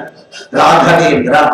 ಸುಧೀಂದ್ರ ತೀರ್ಥರಿಗೆ ಸ್ವಪ್ನದಲ್ಲಿ ಸ್ವಾಮಿಯೇ ತಿಳಿಸಿದ್ದನಂತೆ, ಭೋ ಯತಿವರ ವೆಂಕಟನಾಥನಿಗೆ ಆಶ್ರಮ ಕೊಟ್ಟರು, ನನ್ನ ಹೆಸರನ್ನ ಇಡು ರಾಘವೇಂದ್ರ. ರಾಮದೇವರ ಹೆಸರು ರಾಘವ ಇಂದ್ರ, ಶ್ರೇಷ್ಠನಾದವನು. ರಾ ಎಂದು ಬಿಟ್ಟರೆ ರಾಶಿ ದೋಷಗಳನ್ನ ನಾಶ ಮಾಡುವ. ಘ ಎಂದರೆ ಘನವಾದ ಜ್ಞಾನ ಭಕ್ತಿಯನ್ನ ಕೊಡುವ. ವೇಮೆಂದರೆ ವೇಗದಿ ಜನನ ಮರಣ ದೂರ.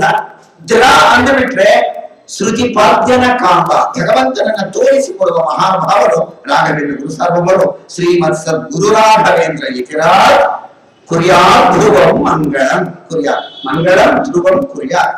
ಶಾಶ್ವತವಾದ ಮಂಗಳವನ್ನ, ಶ್ರೇಯಸ್ಸನ್ನ, ಯಶಸ್ಸನ್ನ, ಅಭಿವೃದ್ಧಿಯನ್ನ ಎಲ್ಲ ಸೇರಿತೆ ಮಂಗಳ ಅನ್ನೋ ಪದದಲ್ಲಿ ಕೊಟ್ಟು ನಮ್ಮನ್ನ ಉದ್ಧರಿಸಿ ನಮ್ಮನ್ನ ಕಾಪಾಡಿದೆ.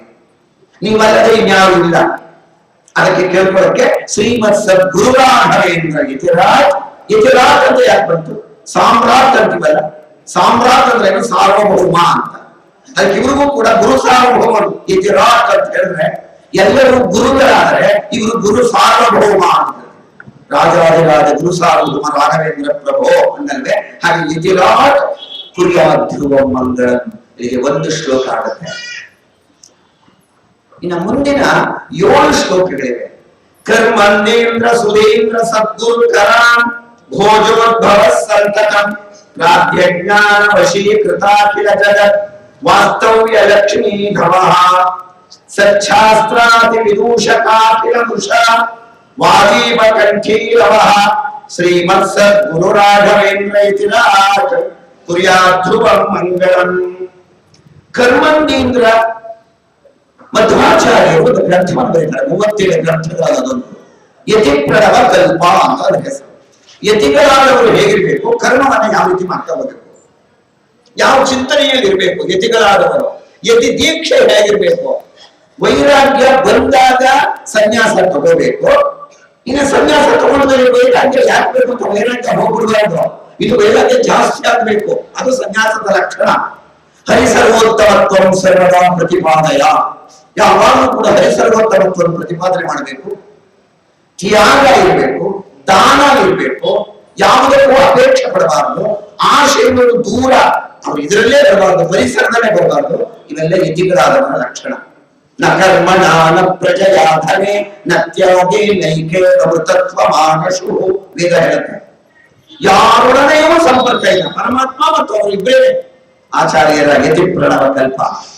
ಆಚಾರ್ಯರು ಯತಿ ಪ್ರಣವ ಕಲ್ಪದಲ್ಲಿ ಯಾವ ಯಾವ ಗುಣಗಳನ್ನು ಹೇಳಿದ್ದಾರೋ ಅದೆಲ್ಲವನ್ನು ಯಥಾವತ್ತಾಗಿ ಪಾಲಿಸುವ ಮಹಾನುಭಾವರು ರಾಘವೇಂದ್ರ ಗುರು ಸಾರ್ವಭೌಮರು. ಕರ್ಮಂದೀಂದ್ರ ಸುಧೀಂದ್ರ ಸದ್ಗುರು ಕರಾಂಭೋಜೋದ್ಭವ. ಕರ ಅಂಬುಜೋದ್ಭವ, ಕರಕಮಲ ಸಂಜಾತರು. ಕರಕಮಲ ಸಂಜಾತರು ಅಂತಂದ್ರೆ ಯಾವ ರೀತಿ ಹೇಳ್ತಾರೆ? ಹಿರಿಯ ಯತಿಗಳು ಇವರಿಗೆ ಪಟ್ಟಾಭಿಷೇಕವನ್ನು ಮಾಡಿ, ಅಂದ್ರೆ ತಲೆಯ ಮೇಲೆ ಸಾಯಗ್ರಾಮಗಳನ್ನು ಇಟ್ಟು ಅಭಿಷೇಕ ಮಾಡಿ, ಪಟ್ಟಾಭಿಷೇಕ ಮಾಡಿ, ಪಾದ ಪೂಜೆ ಮಾಡಿಸಿಕೊಂಡು ಕಿವಿಯಲ್ಲಿ ಮಂತ್ರೋಪದೇಶಗಳನ್ನು ಹೇಳಿ, ಇನ್ನೂ ಕೆಲವು ಮಂತ್ರಗಳನ್ನು ಉಪದೇಶ ಮಾಡಿ, ನೀವು ಇವತ್ತಿನಿಂದ ಸನ್ಯಾಸಿಗಳಾಗ್ರಿ, ನಿಮ್ಮ ಹೆಸರು ಹೀಗೆ ಅಂತ ಹೇಳಿದ್ರು. ಇದು ಕರಕಮಲ ಸಂಜಾತತ್ವ ಅಂತ ಇದೆ. ಅದನ್ನು ಹೇಳಿದ್ರು ಈ ಪರಂಪರೆಯಲ್ಲಿ ಹಾಗೆ ಬಂದಿದೆ. ಕರಕಮಲ ಸಂಜಾತತ್ವ ಎಲ್ಲೂ ವಿಚ್ಛಿನ್ನವಾಗಿಯೇ ಇಲ್ಲ. ಸದ್ಗುರು ಕರಾಂಭೋಜ ಸುಧೀಂದ್ರ ತೀರ್ಥರ ಮೊದಲನೇದು ಕರ್ಮಂದೇಂದ್ರ ಅಂದ್ರೆ ಮಧ್ವಾಚಾರ್ಯರು ಯತಿ ಪ್ರಣವ ಕಲ್ಪದಲ್ಲಿ ಏನೇನಿದೆಯೋ ಅದನ್ನ ಪಾಲಿಸುವವರು.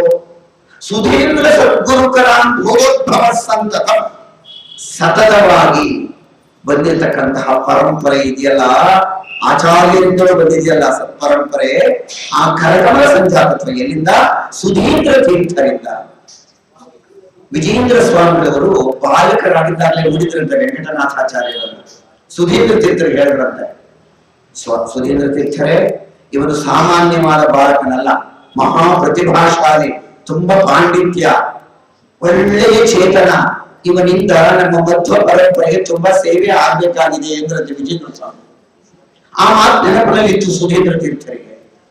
ಹತ್ರ ಬರ್ತಾ ಇದೆ ರಾಘವೇಂದ್ರ ಗುರುಗಳು ವೆಂಕಟನಾಥಾಚಾರ್ಯರು. ಹುಟ್ಟಿದ್ದು 1595, 1603ರಲ್ಲಿ ಉಪನಯನ, 1614ನೇ ಇಸವಿಯಲ್ಲಿ ವಿವಾಹ ಆಗಿದೆ, 1621ರಲ್ಲಿ ಸನ್ಯಾಸ ಸ್ವೀಕಾರ. ಸುಧೀಂದ್ರ ತೀರ್ಥರಿಂದ ಚೆನ್ನಾಗಿ ಉಪದೇಶ ಎಲ್ಲ ಆಗಿದೆ. 7 ವರ್ಷ ಗೃಹಸ್ಥ ಜೀವನ, ಮಾಘ ಮಾಸ ಮಧ್ವನವಮಿ ಉತ್ಸವ ಮುಗಿದೆ ಮಧುರೆಯಲ್ಲಿ. ಸುಧೀಂದ್ರ ತೀರ್ಥರು ಹಾಗೆಯೇ ನಿದ್ರೆಯಲ್ಲಿದ್ದಾರೆ. ಇದ್ದಕ್ಕಿದ್ದಂತೆಯೇ ಸ್ವಪ್ನ. ಮೂಲ ರಾಮದೇವರು, ವೇದವ್ಯಾಸ ದೇವರು, ಆನಂದ ತೀರ್ಥ ಭಗವತ್ಪಾದರು, ವಿಜೇಂದ್ರರು ಎಲ್ಲ ಸ್ವಪ್ನದಲ್ಲಿ ಬಂದು ಸುಧೀಂದ್ರ ತೀರ್ಥರಿಗೆ ಆದೇಶ ಕೊಟ್ಟಿದ್ದಾರೆ, ಸನ್ಯಾಸ ಕೊಟ್ಟುಬಿಟ್ಟು ವೆಂಕಟನಾಥನಿಗೆ. ಸನ್ಯಾಸ ಕೊಡಿಯಿಂದ ಅವನ ಅಪ್ಪಣೆ ಆಯ್ತು. ಸುಧೀಂದ್ರ ತೀರ್ಥರ ವೆಂಕಟನಾಥರನ್ನ ಕರೆಸಿಕೊಂಡರು. ಏಕಾಂತದಲ್ಲಿ ಕುಳಿತುಕೊಂಡರು. ವೆಂಕಟನಾಥಾಚಾರ್ಯರೇ, ಸ್ವಪ್ನ ಹೀಗೆಲ್ಲ ಆಗಿದೆ, ಅದಕ್ಕೆ ನೀವು ನಿಂತು ಈ ಮಧ್ವ ಪರಂಪರೆಯನ್ನ ಉದ್ಧರಿಸಬೇಕು. ಅದಕ್ಕೆ ಏನ್ ಮಾಡ್ಬೇಕು ಸ್ವಾಮಿ? ನನ್ನಿಂದ ಏನಾಗಬೇಕು? ಈ ಸ್ವಪ್ನಕ್ಕೂ ನನಗೂ ಏನ್ ಸಂಬಂಧ ಅಂತ ಇವರು ವೆಂಕಟನಾಥಾಚಾರ್ಯ. ಇಲ್ಲ, ನೀವು ಸನ್ಯಾಸವನ್ನೇ ಸ್ವೀಕರಿಸಬೇಕು. ಸನ್ಯಾಸವಿಲ್ಲದೆ ನಾನು ಗ್ರಂಥಗಳಿಗೆಲ್ಲ ಟಿಪ್ಪಣಿ ಬರ್ಕೊಡ್ತೇನೆ, ಏನ್ ಬೇಕಾದ್ರೂ ಸೇವೆ ಮಾಡ್ತೀನಿ. ಇಲ್ಲ ಸ್ವಾಮಿ, ನನ್ನ ಸನ್ಯಾಸ ಆಗಲ್ಲ. ಸನ್ಯಾಸ ನಾನು ಅರ್ಹನಲ್ಲ ಅಂತಾರೆ. ಒಂದು ಕಪ್ಪೆಯ ಮೇಲೆ ಕುಳಿತುಕೊಂಡು ಸಮುದ್ರವನ್ನ ದಾಟಿದಂತೆ ಎಂದ್ರು. ಸಾಧ್ಯವೇ ಸ್ವಾಮಿ? ಸನ್ಯಾಸಕ್ಕೆ ಎಷ್ಟು ಅರ್ಹತೆ ಇರಬೇಕು ನೋಡಿ. ಆ ಕಾಲದಲ್ಲಿ ಆಗಿತ್ತು. ರಾಘವೇಂದ್ರ ಗುರುಗಳೇನೆ ನಾನು ಅದಕ್ಕೆ ಅರ್ಹನಲ್ಲ, ನಾನು ಅದಕ್ಕೆ ಹೋಗಕ್ಕಾಗಲ್ಲ, ಬೇಡ ಸ್ವಾಮಿ ನನಗೆ, ನಾನು ಗೃಹಸ್ಥನಾಗಿದ್ದುಕೊಂಡೆ ನಾನು ಕಾರ್ಯವನ್ನು ಮಾಡ್ತೇನೆ ಅಂದಾಗ, ಇಲ್ಲ ನೀವು ಯತಿ ಆಗ್ಲೇಬೇಕು. ಸ್ವಪ್ನದಲ್ಲಿ ಹಾಗಾಗಿದೆ ನಮಗೆ, ನಾವು ದೀಕ್ಷೆಯನ್ನು ಕೊಡ್ತೇವೆ, ಏನಾದ್ರೂ ಹೋಗ್ತಿಲ್ಲ. ಬೇಕಾದಷ್ಟು ಹೇಳ್ತಾರೆ ವೆಂಕಟನಾಥಾಚಾರ್ಯರು, ಅದಕ್ಕೆಲ್ಲ ಸರಿಯಾದ ಉತ್ತರವನ್ನು ಕೊಡ್ತಾ ಇದ್ದಾರೆ ಸುಧೀಂದ್ರ ತೀರ್ಥರು. ಎಂಥ ಪ್ರಸಂಗ ಇದು, ರಾಘವೇಂದ್ರ ವಿಜಯದಲ್ಲಿ ಬರುತ್ತೆ. ಆಗ ಹೇಳ್ತಾರೆ ವೆಂಕಟನಾಥರು, ಬಾಲಾಭಾರ್ಯ ಪರಮೋನೋಪನೀತ.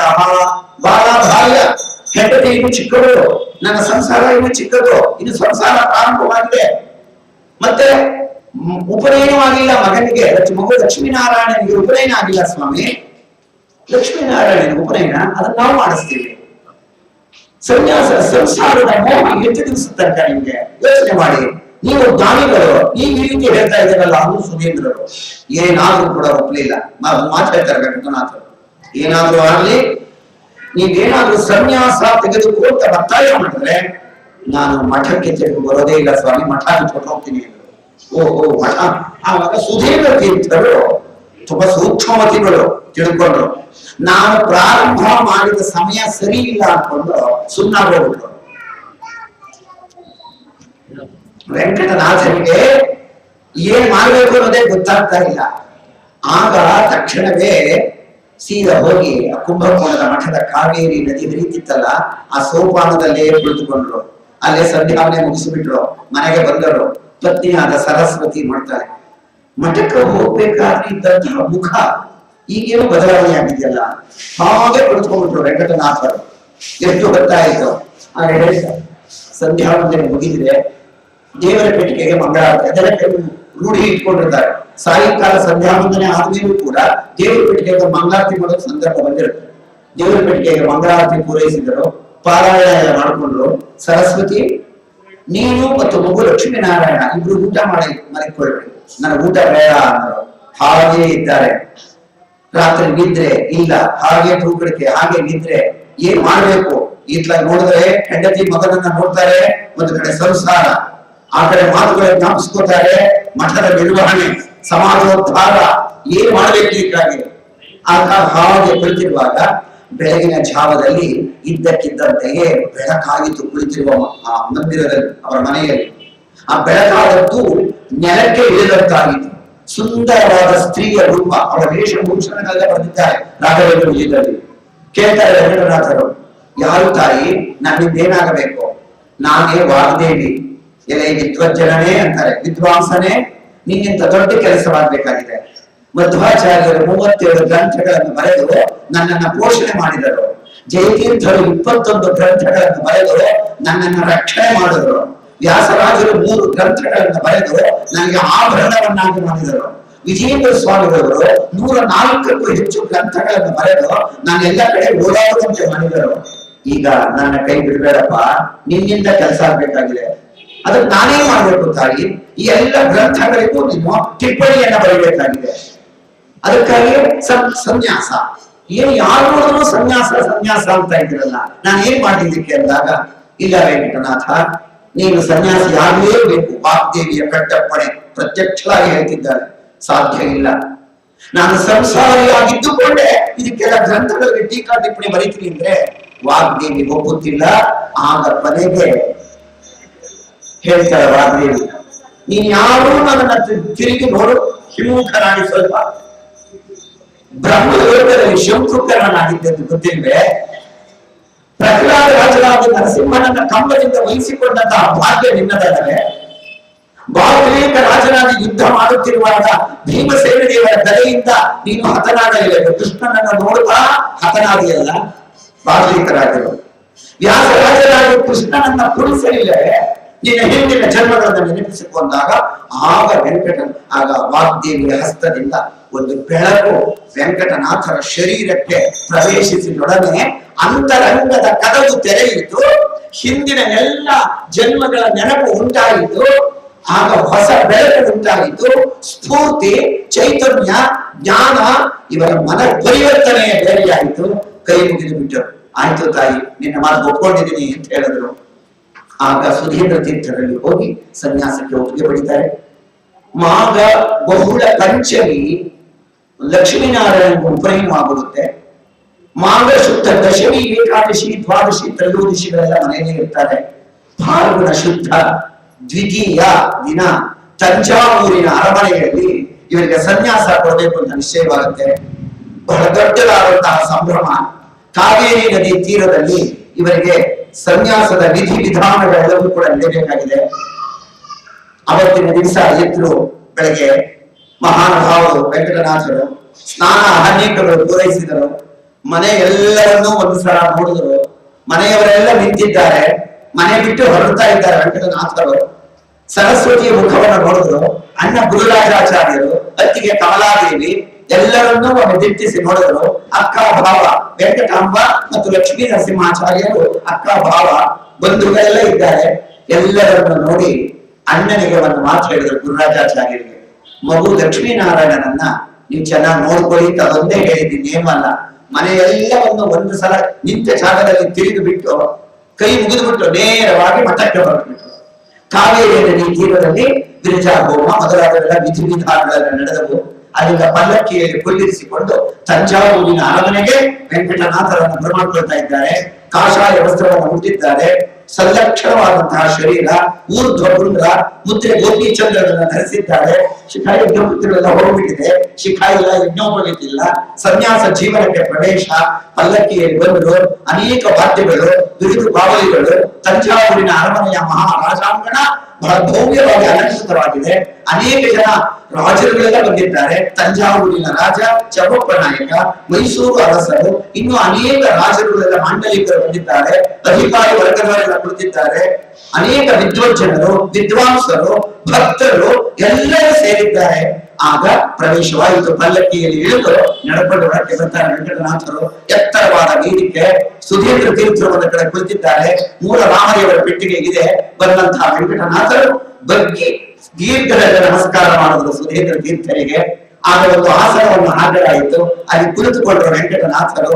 ಆಗ ತಕ್ಷಣವೇ ಸುಧೀಂದ್ರ ತೀರ್ಥರ ಪಾದಗಳನ್ನ ಒಂದು ಪರಿವಾರದಲ್ಲಿ ಇಟ್ಟು ಪಾದ ಪೂಜೆಯನ್ನ ಮಾಡಿದ್ರು. ಪಾದಪೂಜೆ ಆದ್ಮೇಲೆ ವೆಂಕಟನಾಥರ ಬಲಭುಜವನ್ನ ಸ್ಪರ್ಶಿಸಿ ಅನೇಕ ಮಂತ್ರಗಳನ್ನ ಸುಧೀಂದ್ರ ತೀರ್ಥರು ಉಪದೇಶ ಮಾಡಿದರು.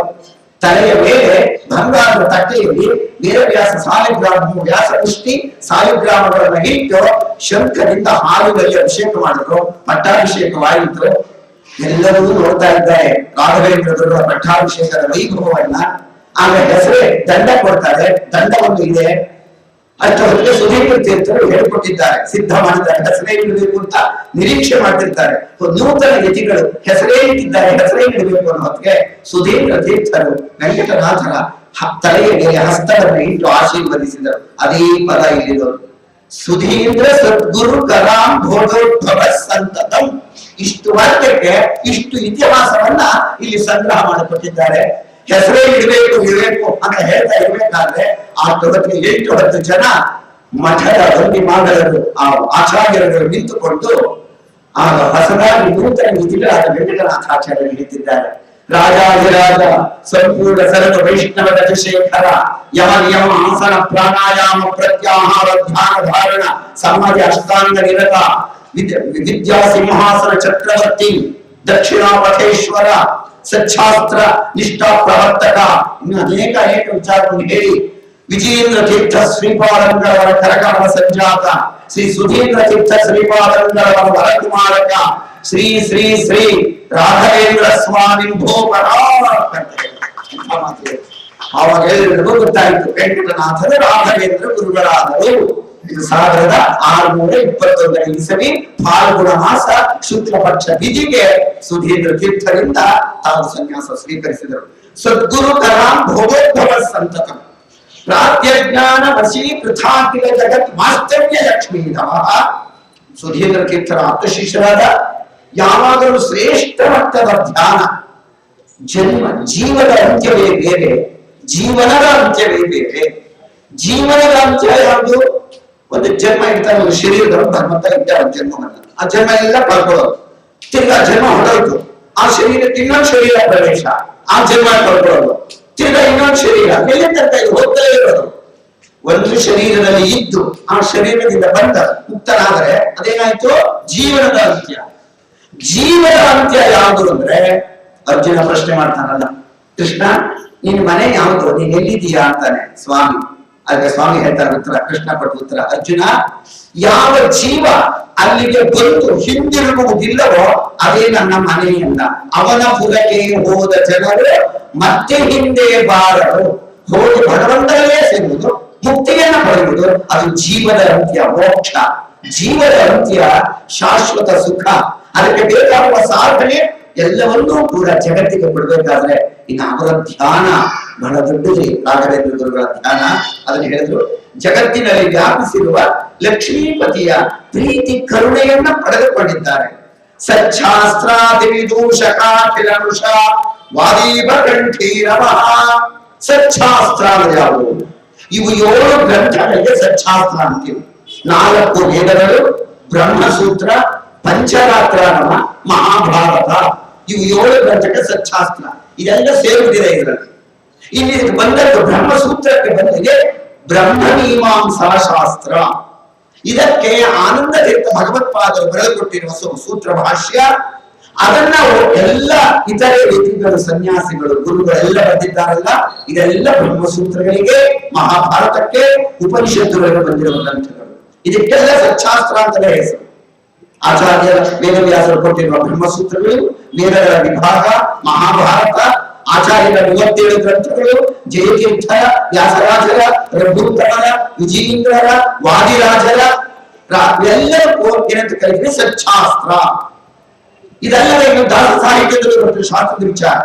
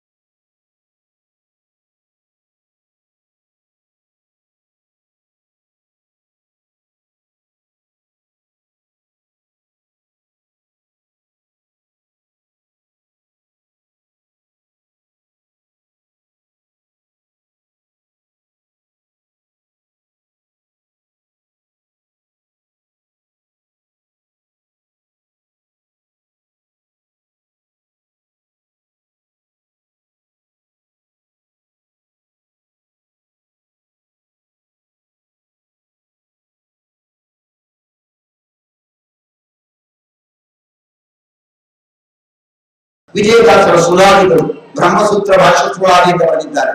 ಸೃಷ್ಟಿ ಪ್ರಕರಣ ಸುಳಾದಿ ಎಲ್ಲವೂ ಕೂಡ ಸಚ್ಚಾಸ್ತ್ರಗಳನ್ನ ಅತಿಯಾಗಿ ದೂಷಿಸುವ, ಎಲ್ಲವನ್ನೂ ಮಿಥ್ಯೆ ಎಂದು ಕರೆಯುವ, ಸುಳ್ಳು ಎಂದು ಹೇಳುವ ಮಿಥ್ಯಾವಾದಿಗಳಿಗೆ, ಮಾಯಾವಾದಿಗಳಿಗೆ, ಅಜ್ಞ ಜನರಿಗೆ, ಸ್ಪಷ್ಟವಾದ ತಿಳುವಳಿಕೆ ಇಲ್ಲದವರಿಗೆ ಸಿಂಹದಂತೆ ಇರುವ ಅಂತ. ವಾದೀಪ ಕಂಠೀರವ, ಕಂಠೀರವ ಅಂದ್ರೆ ಸಿಂಹ. ಶ್ರೀಮತ್ ಸದ್ಗುರು ರಾಘವೇಂದ್ರ ಯತಿರಾಜ್ ಕುರ್ಯಾಧ್ರುವ ಮಂಗಳಂ. ರಾಘವೇಂದ್ರ ಗುರುಗಳು ಆಶ್ರಮ ಆಗಕ್ಕೆ ಮೊದಲು ಒಂದು ಗ್ರಂಥ ಬರೆದಿದ್ರು ಅಂತ ಹೇಳಿದೆ. ಇನ್ನು ಮುಂದಕ್ಕೆ 7 ಗ್ರಂಥ, ಇನ್ನು 47 ಗ್ರಂಥಗಳು, ಇನ್ನು ಎಷ್ಟು ಬರೆದಿದ್ರು ಮಹಾನುಭಾವರು.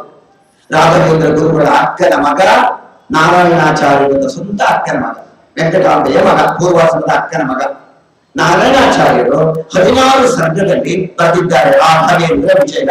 ಎಷ್ಟು ದೊಡ್ಡ ಗ್ರಂಥ, ಮಹಾಕಾವ್ಯ ಗ್ರಂಥ ಎಲ್ಲ ಬರೆದು ರಾಯರಿಗೆ ತೋರಿಸುದು. ಅದು ತೋರಿಸ್ತಿದ್ದ ಜಾಗ ಯಾವುದು? ಇನ್ನೆಲ್ಲರೂ ತೋರಿಸ್ತಿದ್ರೆ ಏನಾಗ್ತಿತ್ತು? ನದಿ ತೀರದಲ್ಲಿ ತೋರಿಸುದು. ನದಿ ತೀರದಲ್ಲಿ ಕುಳಿತಿದ್ರು ರಾಯರು. ಏನ್ ಬರೆದಿದ್ಯಾ ಅಂದ್ರು. ನಮಸ್ಕಾರ ಮಾಡಿದ್ಮೇಲೆ ನೋಡಿದ್ರು ರಾಯರು, ಏನ್ ನನ್ನ ಚರಿತ್ರೆ ಎಲ್ಲ ಬರೆದಿದೆಯಲ್ಲ, ಎಷ್ಟು ಬರೆದಿದ್ಯಾ ಅಂತ ನೋಡಿದ್ರು. 16 ಸರ್ಗ ಇತ್ತಲ್ಲ, ಕೊನೆ 6 ಸರ್ಗ ತೆಗೆದು ನೀರಲ್ಲಿ ಬಿಟ್ಬಿಟ್ರು, ಹೊರಟೋಯ್ತು ನೀರಲ್ಲಿ ಕುಚ್ಕೊಂಡು. 10 ಸರ್ಗ ಮಾತ್ರ ಉಳಿತು. ಯಾವ್ದಕ್ಕೆ ಹೀಗೆ ಮಾಡಿದ್ರು ಅಂದ್ರೆ, ಮಧ್ಯ ವಿಜಯನು 16 ಸರ್ಗ ಇದೆ, ನನ್ನ ಚರಿತ್ರೆಯು 16, ಸಂಖ್ಯೆಯಲ್ಲಿ ಸಮಾನತೆ ಬೇಡ ಅಂತ ಮಾಡಿದ್ರು. ಇನ್ನು 6 ಸರ್ಗ ಸಿಕ್ಕಿದ್ದಿದ್ರೆ ಇನ್ನು ಎಷ್ಟು ವಿಚಾರ ಸಿಗ್ತಾ ಇತ್ತು. ನಾರಾಯಣಾಚಾರ್ಯರು ಸಾಕ್ಷಾತ್ತಾಗಿ ರಾಯರನ್ನ ನೋಡಿ ಬರೆದಂತಹ ಮಹಾನುಭಾವರು. ಹಸಿರು ಹಸಿರಾಗಿದೆ, ಕಲ್ಪನೆ ಇಲ್ಲ, ವರ್ಣನೆ ಇಲ್ಲ, ಭ್ರಾಂತಿ ಇಲ್ಲ, ಇದು ಸರಿಯೇನು ಹಾಗೆ ಇಲ್ಲ. ರಾಘವೇಂದ್ರ ಗುರುಗಳಿಂದ ಪಾಠವನ್ನು ಕಲಿತು ಅವರ ಜೊತೆಯಲ್ಲಿ ಇದ್ದು ಅವರನ್ನ ನೋಡಿ ಬರೆದ ಗ್ರಂಥ ರಾಘವೇಂದ್ರ ವಿಜಯ. 47 ಗ್ರಂಥಗಳು ಬರೆದಿದೆ. ಇದಲ್ಲದೆ 48 ಗ್ರಂಥಗಳು ಸಿಕ್ಕಿರೋದು ಇವಾಗ. ಅದರಲ್ಲಿ ಹೇಗಿದೆ, ಅದರಲ್ಲಿ ಯಾವ ಪರಿಣತರು ಇವರು? 3ನೇ ಶ್ಲೋಕ ಹೇಳುತ್ತೆ ಅಷ್ಟಕದಲ್ಲಿ, ಮಂಗಳಾಷ್ಟಕದಲ್ಲಿ. ಸಾಲಂಕಾರಕ ಕಾವ್ಯ ನಾಟಕ ಫಲ ಕಾಣಾದ ಪಾದಂಜಲ ತ್ರೈಯರ್ಥ ಸ್ಮೃತಿ ಜೈವಿನೀಯ ಕವಿತಾ ಸಂಗೀತ ಪಾರಂಗತಃ ವಿಪ್ರಕ್ಷತ್ರ ವಿಢಂಗಿಜಾತ ಮುಖರ ನೇಕ ಪ್ರಜಾ ಸೇವಿತಃ ಶ್ರೀಮತ್ ಸದ್ಗುರು ರಾಘವೇಂದ್ರ ಯತಿರಾಜ್ ಕುರ್ಯಾಧ್ರುವಂ ಮಂಗಳಂ. ಅಲಂಕಾರ ಶಾಸ್ತ್ರ, ಕಾವ್ಯ, ನಾಟಕ ಶಾಸ್ತ್ರ, ಕಾವ್ಯ ರಚನೆ, ಕಲೆ, ವ್ಯಾಕರಣ, ಯೋಗ, ಸೂತ್ರ, ವೇದ, ಉಪನಿಷತ್ತುಗಳು, ಜೈಮಿನಿಯ ಪೂರ್ವ ಮೀಮಾಂಸ ಮತ್ತು ವೇದವ್ಯಾಸನ ಉತ್ತರ ಮೀಮಾಂಸ, ಪದ್ಯ ರಚನೆ, ಸಂಗೀತ ಶಾಸ್ತ್ರ, ಇದರಲ್ಲೆಲ್ಲ ನಿಸ್ಸೀಮವಾದ ಪಾಂಡಿತ್ಯವುಳ್ಳಂತಹ ಮಹಾನ್ ಅವರು ರಾಘವೇಂದ್ರ ಸಾರ್ವಭೌಮರು. ಯತಿ ಶ್ರೇಷ್ಠರ ಗುರುಗಳಾದ ರಾಘವೇಂದ್ರ ಗುರುಗಳು ನಮಗೆ ಅಚಲವಾದ ಮಂಗಳ ಧ್ರುವ ಅಂದ್ರೆ ಅಚಲ, ಶಾಶ್ವತವಾದ ಮಂಗಳವನ್ನ ನಮಗೆ ಉಂಟು ಮಾಡಲಿ ಅಂತ ಪ್ರಾರ್ಥನೆ ಮಾಡ್ಕೊಳ್ತಾರೆ. ರಂಗೋತ್ತುಂಗ ತರಂಗ ಮಂಗಳಕರ ಶ್ರೀತುಂಗ ಭದ್ರಾತಟ ಪ್ರತ್ಯಸ್ಥ ದ್ವಿಜಪುಂಗವಾಲಯರಸನ್ ಮಂತ್ರಾಲಯಾಖ್ಯೆ ಪುರೇ ನೌಯೇಂದೋ ಭರಮೀರ ಭವ್ಯ ಕರಸನ್ ಬೃಂದಾವನಾಂತರ್ಗತಃ ಶ್ರೀಮತ್ ಸದ್ಗುರು ರಾಘವೇಂದ್ರ ಯತಿರಾಜ್ ಕುರ್ಯಾಧ್ರುವಂ ಮಂಗಳಂ. ರಂಗೋತ್ತುಂಗ ತರಂಗ ಮಂಗಳಕರ, ತುಂಗಭದ್ರಾ ನದಿ ಜೋರಾಗಿ ಹರಿದು ಬಂದ ತಿರುಗುತ್ತೆ ಮಂತ್ರಾಲಯದ ಹತ್ರ. ಆ ತಿರುಗಬೇಕಾದಾಗ ಅಗಲವಾಗಿದೆ ಜಾಗ, ನದಿಯ ಪಾತ್ರ. ಆ ಅಗಲವಾಗಿದ್ದಾಗ ಆಳವೂ ಆಗಿದೆ. ನದಿ ತಿರುಗಬೇಕಾದ್ರೆ ಆ ಮಣ್ಣು ಮರಳು ಎಲ್ಲ ಹಿಂದಕ್ಕೆ ಹೋಗಿದೆ, ಬರೀ ಬಂಡೆಕಲ್ಲು ಕಾಣಿಸ್ತಿದೆ ಎತ್ತರವಾಗಿ. ಆ ನೀರು ತುಂಬಾ ನಿಂತು ಅಲೆಯಾಗಿ ಬರುತ್ತಂತ ನೋಡಿ ಹೇಳ್ತಾರೆ. ರಂಗೋತ್ತುಂಗ ಉತ್ತುಂಗ ತರಂಗ ಮಂಗಳಕರವಾದ ಶ್ರೀ ತುಂಗಭದ್ರಾ ತಟ, ಆ ತುಂಗಭದ್ರಾ ನದಿಯ ದಡದಲ್ಲಿ ಪ್ರತ್ಯಸ್ಥ ದ್ವಿಜಪುಂಗವಾಲಯ ಶ್ರೇಷ್ಠರಾದ ಬ್ರಾಹ್ಮಣರು ಅಲ್ಲಿ ವಾಸ ಮಾಡುತ್ತಿರುವ ಜಾಗದ ಮಂತ್ರಾಲಯಾಖ್ಯೆ ಪುರೇ, ಅದನ್ನ ಆಯ್ಕೆ ಮಾಡಿಕೊಂಡಿದ್ದಾರಲ್ಲ. ಇವತ್ತಿನ ಭವನಗಳು, ರಸ್ತೆಗಳೆಲ್ಲ ಆಗಿದೆ. ಈಗ 349 ವರ್ಷದ ಹಿಂದೆ ಏನು ಒಂದು 15-20 ಬ್ರಾಹ್ಮಣರ ಕುಟುಂಬಗಳು, ಚಿಕ್ಕದಾದ ಮನೆಗಳು, ಅದೇನು ವೈಭವವಾದ ಮನೆಗಳಲ್ಲ, ಹಾಗಿದ್ದಂತಹ ಮನೆಗಳು ಶ್ರೇಷ್ಠ ಕರ್ಮಜರಾದ ಬ್ರಾಹ್ಮಣರು ವಾಸ ಮಾಡುತ್ತಿದ್ದಂತಹ ಒಂದು ಚಿಕ್ಕ ಅಗ್ರಹಾರವೇ ಕುಗ್ರಾಮ. ಅದನ್ನ ಆಯ್ಕೆ ಮಾಡ್ಕೊಂಡು ಮಹಾನುಭಾವರು ಅಲ್ಲಿರ್ಬೇಕು ಅಂತ ನೋಡಿ. ಮಂತ್ರಾಲಯಾಖ್ಯೆ ಪುರೇ ನೌಯೇಂದ್ರೋಪರ ನೀಲ ಭವ್ಯ ಕರಸ ಬೃಂದಾವನಾಂತರ್ಗತಃ. ಇಂದ್ರನೀಲ ಭವ್ಯ ಕರ ದಿವಾನ ವೆಂಕಣ್ಣ ಬೃಂದಾವನಕ್ಕಾಗಿ ಒಂದು ಶಿಲೆ ನಿರ್ಮಾಣ ಮಾಡಿಸ್ದ. ನೋಡಿದ್ರು ರಾಯ, ಅದಕ್ಕೆ ಮುಂಚೆ ಒಂದು ಮಾಡಲ್ ಮಾಡಿಕೊಡ್ತಾರೆ ಅವರು, ಯಾವ ರೀತಿ ಇರ್ಬೇಕು ಅಂತ, ಒಂದು ಸಿಂಬಲ್ ಈ ರೀತಿ ಇರ್ಬೇಕು ಅಂತ ಅವರೇ ರಚನೆ ಮಾಡಿಕೊಟ್ರು. ಹೀಗಿರ್ಲಿ ಅಂತೇಳಿ ಒಂದು ಚಿಕ್ಕದ 3 ಅಂಗಲ ಅಗಲ 3 ಅಂಗಲ ದಪ್ಪ 9 ತಿಂಗಳ ಅಥವಾ 10 ಅಂಗಲ ಉದ್ದ ಇದೆ ಅಷ್ಟೇ. ಹೀಗಿರ್ಲಿ ಅಂತ ಮಾಡ್ಕೊಟ್ರು. ಇವತ್ತು ಆ ಬೃಂದಾವನ ರಾಯನ ತಾವೇ ನಿರ್ಮಾಣ ಮಾಡ್ಕೊಟ್ಟು ಬೃಂದಾವನ ಎಲ್ಲಿ ನೋಡ್ಬೋದು ನಾವು? ಚಿತ್ರದುರ್ಗದಲ್ಲಿ ಆ ಬೃಂದಾವನ ಇದೆ. ಸುಮತಿಯಿಂದಲೂ ಆ ಬೃಂದಾವನ ಹೋಗೋ ಕಡೆಯಲ್ಲೇ ಇಟ್ಕೊಂಡಿದ್ರಂತೆ ಮೃತ್ತಿಕೆ ಹಾಕೊಂಡು ಸಂಚಾರಕ್ಕೆ. ಚಿತ್ರದುರ್ಗಕ್ಕೆ ಬಂದಾಗ ಅದನ್ನಲ್ಲೇ ಇಟ್ಟು ಪೂಜೆ ಮಾಡಿ ಅಂತ ಹೇಳಿದ್ರು. ಇವತ್ತು ಬೃಂದಾವನವನ್ನೇ ಬೃಂದಾವನ ಇಟ್ಟಿದ್ದಾರೆ. ಆ ಚಿಕ್ಕ ಬೃಂದಾವನ ರಾಯರು ಮೊದಲು ಮಾದರಿ ಮಾಡ್ಕೊಟ್ರು, ಈ ರೀತಿ ಇರ್ಲಿ ಅಂತ ಹೇಳಿ ಮಾಡಲ್. ಆ ನಂತರ ಏನಾಯ್ತು, ವೆಂಕಣ್ಣ ಅದನ್ನ ಮಾಡಿಸ್ದ. ನೋಡಿದ್ರು ಬೃಂದಾವನವನ್ನ, ಬೇಡ ಈ ಬೃಂದಾವನ ಚೆನ್ನಾಗಿ ಮಾಡಿಸಿದ್ದಾರೆ, ಸೊಗಸಾಗಿದೆ, ಅದನ್ನು ನಾವು ಹೋರಾಡಿದೆ ಇವತ್ತು. ಯಾಕೆ ಅಂದ್ರು, ಬೇಡ ನಾನೇ ಬೇರೆ ಶಿಲೆ ತೋರಿಸ್ತೀನಿ ಅಂದ್ರು. ಅಲ್ಲೇ ಮಂತ್ರಾಲಯದ ಪರಿಸರದಲ್ಲೆಲ್ಲ ಸಂಚಾರ ಮಾಡಿ ರಾಘವೇಂದ್ರ ಗುರುಗಳೇ ಒಂದು ಶಿಲೆಯನ್ನ ತೋರಿಸಿದ್ರು. ಅದರಲ್ಲಿ ಬೃಂದಾವನ ನಿರ್ಮಾಣ ಮಾಡ್ದ. ಅದ್ಯಾವ್ದಾದ್ರು ಸುಮಾರು ಕಪ್ಪು ಅಲ್ಲ, ನೀರಿನೂ ಅಲ್ಲ, ಆ ಬಣ್ಣ ಇದೆ, ಹತ್ತಿರದಲ್ಲಿ ನೋಡ್ಬೇಕನ್ನ ಅಂತಹ ಇಂದ್ರನೀಲ ಭವ್ಯ ಕನಸು ಬೃಂದಾವನ ಅಂತರ್ಗತ ಅಂತಹ ಬೃಂದಾವನ ನಿರ್ಮಾಣ ಮಾಡಿಸಿದ್ರು. ಆ ಕಲ್ಲಿನ ವಿಶೇಷತೆ ಏನು? ಇವತ್ತಿನ ಬೃಂದಾವನ ವಿಶೇಷತೆ, ರಾಮದೇವರು ಅರಣ್ಯವಾಸದಲ್ಲಿದ್ದಾಗ ಆ ಕಲ್ಲಿನ ಮೇಲೆ ಕೂತ್ಕೊಂಡು ವಿಶ್ರಾಂತಿ ತಗೊಂಡಿದ್ದಂತೆ. ಅದು ಆಗ್ತಿರ್ತಕ್ಕಂಥದ್ದು. ಮಂತ್ರಾಲಯವನ್ನೇ ಆಯ್ಕೆ ಮಾಡ್ಕೋಬೇಕು. ಕಾರಣ ಏನು? ಅದೇ ಜಾಗವನ್ನ ಹಿಂದೆ ಕೃತಯುಗದಲ್ಲಿ ಪ್ರಹ್ಲಾದರಾದರು ಆ ಜಾಗದಲ್ಲಿ ಯಜ್ಞ ಮಾಡಿದರು, ಯಾಗ ಮಾಡಿದ್ದರು. ಅದರಲ್ಲೇ ಬೃಂದಾವನ ಜಾಗ ಆಗಿರ್ತಕ್ಕಂಥದ್ದು. ವೆಂಕಣ್ಣ ಕೇಳ್ತಾರೆ, ಈ ಮೊದಲು ಮಾಡಿದ ಬೃಂದಾವನ ಏನಾಗಬೇಕು?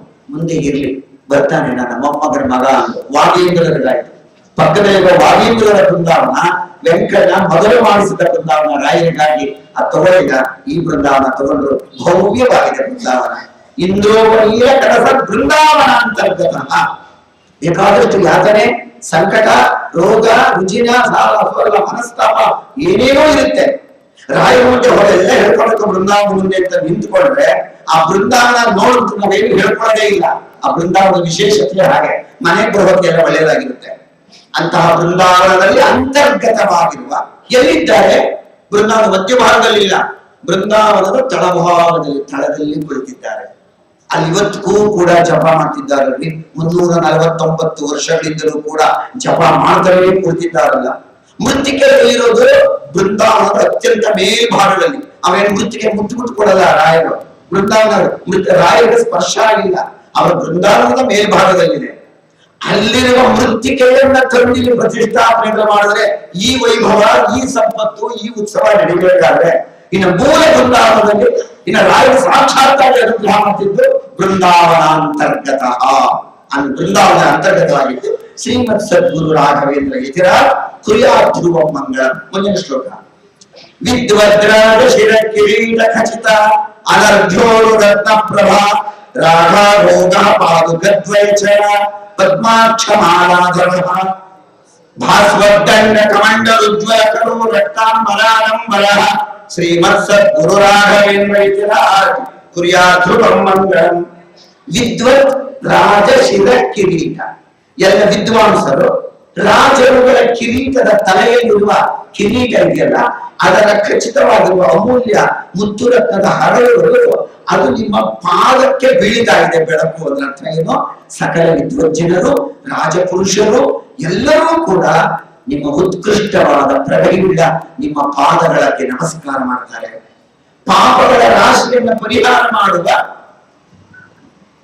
ರಾಗ ಔಘ ಪಾದುಕದ್ವಯಚ ಪದ್ಮಾಕ್ಷ ಮಾಲಾಧರ ಮತ್ತು ಪದ್ಮಾಕ್ಷ ಮಾಲೆಯನ್ನು ಧರಿಸಿರುವ ಅಲಂಕಾರಪ್ರಾಯವಾದ ದಂಡ ಕಮಂಡಲಗಳಿಂದ ಉಜ್ವಲವಾದ ಕೈಗಳುಳ್ಳ ರಕ್ತಾಂಬರ ಅಂಬರ. ಅಂಬರ ಅಂದ್ರೆ ವಸ್ತ್ರ, ರಕ್ತಾಂಬರ ಅಂದ್ರೆ ಕಾವಿ ಬಟ್ಟೆ, ಕೆಂಪು ಬಣ್ಣದ ತಪ್ತ ಕಾಂಚನ ಸಂಕಾಶಂ ಅಕ್ಷಮಾಲ ಕಮಂಡಲಂ ದೌರ್ಭ್ಯಾಂ ದಧಾನಂ ಕಾಷಾಯ ವಸನಂ ರಾಮಮಾನಸಂ.